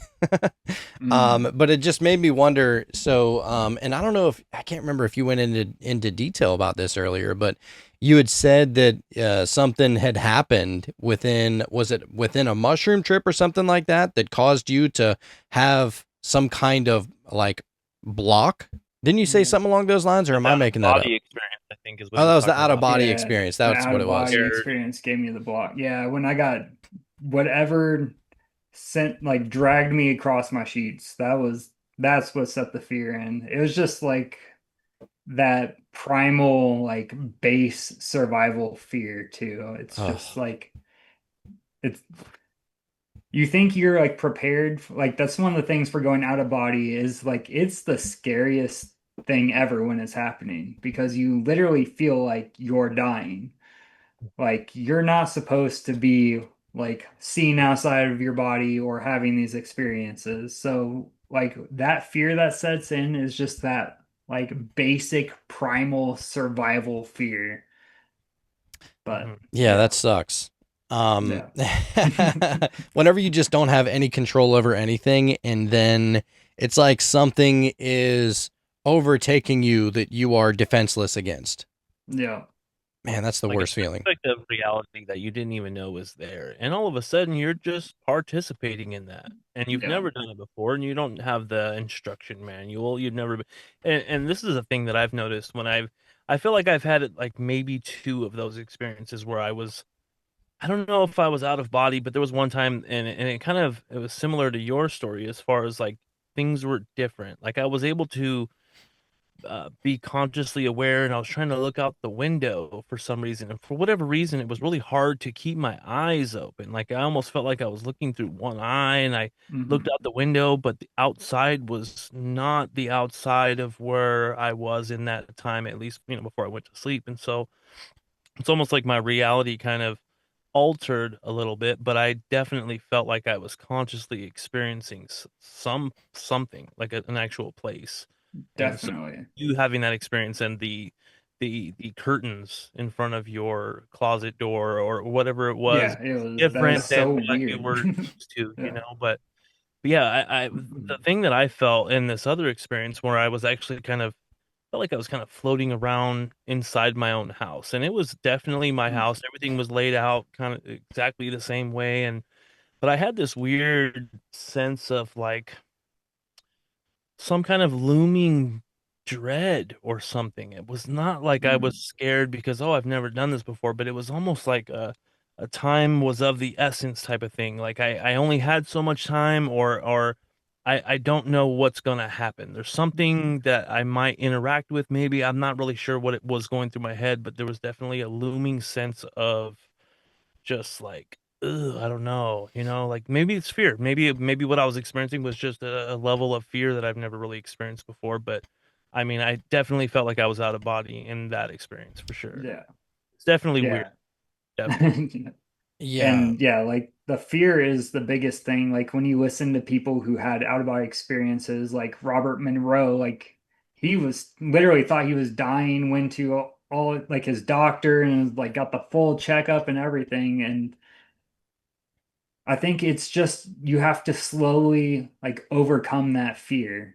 And Mhm. then once you can accept that fear and realize that like I like fully believe my consciousness exists outside my body and exists probably like forever. Like it's an internal thing. Right. Yeah. But it's just getting comfortable with that fear of like knowing that physical death is going to come at some point in this body, even though I've probably done it hundreds, if not thousands of times. It's just, yeah, it's just that built-in primal fear. And I think that's the biggest thing. It's like that's the obstacle. Once you can like overcome that fear, accept it, and like know that you're good, nothing can touch you, you're good, that's when you can get access to like these realms that people describe, like going to the Akashic records and Yeah. going to all these different like realms, basically. Like Tom Campbell describes going to all kinds of different dimensions, and he describes the same way. It's just that fear. You have to learn to control the fear, and then it's also you can't want it as like the more you want it, the more you build that resistance away from it. So Mhm. it's letting go and letting go of fear. It almost makes sense. It's almost like a survival, protective mechanism within your own Mhm. mind. It's like you can't have just all the knowledge you want unless you're able to handle some of that. You know, like, are you suited? Have you been meditating? Are you kind of like a well balanced person? You know, are you treating others right? Like all these like basic fundamental things. It's like you have that under control because if you have all that under control and you can get through the initial fear of getting out of body and still kind of keep your composure and not be just lost to astonishment, you know, now you can access some of the deeper stuff because we know, and I don't know who the we is, but that you're going to be able to at least put that to good use almost, you know, Yeah. if You that know, makes any I sense. almost look at it like, you know, whenever we were babies, we didn't really have a clue about how to handle this reality, which is why I think we come in crying and kicking and screaming and all that shit, right? And it takes us so many years to learn words and to learn how to walk and to learn how to do math and all this kind of stuff. And then when we get to the like this astral realm or this deep meditative state or what have you, it's like we get scared because I don't know what to do. So automatically you go into like this weird fear like state, especially if you're coming in contact with scenes or beings or rhythms or whatever that you're unfamiliar with. Obviously, the unknown is going to send you into somewhat of a fearful state, and especially if you know there's things that seem to be more intelligent than you in there. Mhm. And so I do think that it probably just takes a little bit of time. You know, this is why like yogis and mystics and gurus and sages and all that kind of stuff, they devote their entire life to stuff like this, to where they don't worry about going to have a job and having kids and you know and having all these different attachments and all the different sufferings of the world and whatnot, because they're trying to almost like get branched back onto from which they came, kind of thing, like back onto that highway that so many people have past life regressions or near death experiences and stuff like that. And it's like, oh, that place feels more like home than even home feels like. And I don't know, man. I'm trying to get a little bit more familiar with it myself, but yeah, there's still something about that damn fear. And you know, one thing that when you know, because I had the mindfold on whenever I was meditating, but whenever I was doing that, dude, it gets so damn dark in there. How anybody sees anything through that is crazy to me. You know, like the Yeah. people that can see without their eyes. I'm like, I hope that I can see that one day because it is pitch black in there. It's like crazy, but it's a real good like simulation for the void. You know, like in complete and total blackness, and it just reminds me, like I was there, maybe I was, of the beginning of all things, where it you know there was only one consciousness inside of the void, and that one consciousness expanded and created everything. And one thing that we've learned about symbolism as far as like black and white is that, yeah, the color white, it embodies all colors, right? Like that's the idea of white, is that it embodies all colors. And the idea of blackness or darkness, you know, is always seen as something to be scared of or something that's without. But the idea is that is the place from which all creation comes from, is from the darkness or from that void. That is where the imagination has to start building. And so there's not really, you shouldn't necessarily be scared of it or try to avoid the void. It's more so that whenever you do get the opportunity to go there, try and see what you can create. And that's what I was trying to do whenever I was in there. I was like, you know what? I'm not just a tiny little speck inside of the void. I encompass the void. The void is inside me, you know, and I'm going to start creating. So that's what I was trying to do in that meditation. And dude, out of nowhere, I just, like, this blue sphere, like, just appeared. It was crazy. Like, I don't know if it was happening in my mind's eye or what, but maybe it was, but it was so much different than just like visualizing something. And whenever I saw it, I was really trying to hone in on it. And it was weird because I almost got like this overwhelming sense of fear that this thing was here before me. So maybe it has more power than I do. And it's just back to that fearful state, you know? Yeah. And I was like, no, I put that there. I'm going to paint it. And so I started adding a little bit of green to it. And before you know it, it started to become earth. And I was like, oh, that's probably how it started, you know, or something like that. Figured it out, dude. Yeah. So, man, weird stuff that can happen inside of a meditation. It's just it's a fun place to be, you know? But yeah, I think, we've been going long enough. I think we're going to wrap this bad boy up right now, but Justin, thank you so much for hanging out with us tonight, dude. And we would definitely love to do it again. And maybe we'll get together for a little meet and greet with the outsiders. Yeah, that would be awesome. Yeah. Hell yeah. Yeah. And once again, thanks so much for having me on. Like, I've been wanting to get out on more podcasts and like try to branch out and get my name out there more. So like, I appreciate the invite. Absolutely. Yeah, dude. Well, it's going to get seen and listened to by thousands of the one. It's all just one experience anyway. But yeah, we appreciate it, man. And we'll definitely do it again. But until next time, we'll see everybody on the flip side. Yes. All right. Later. Later, dude. Later, Ben. Bye.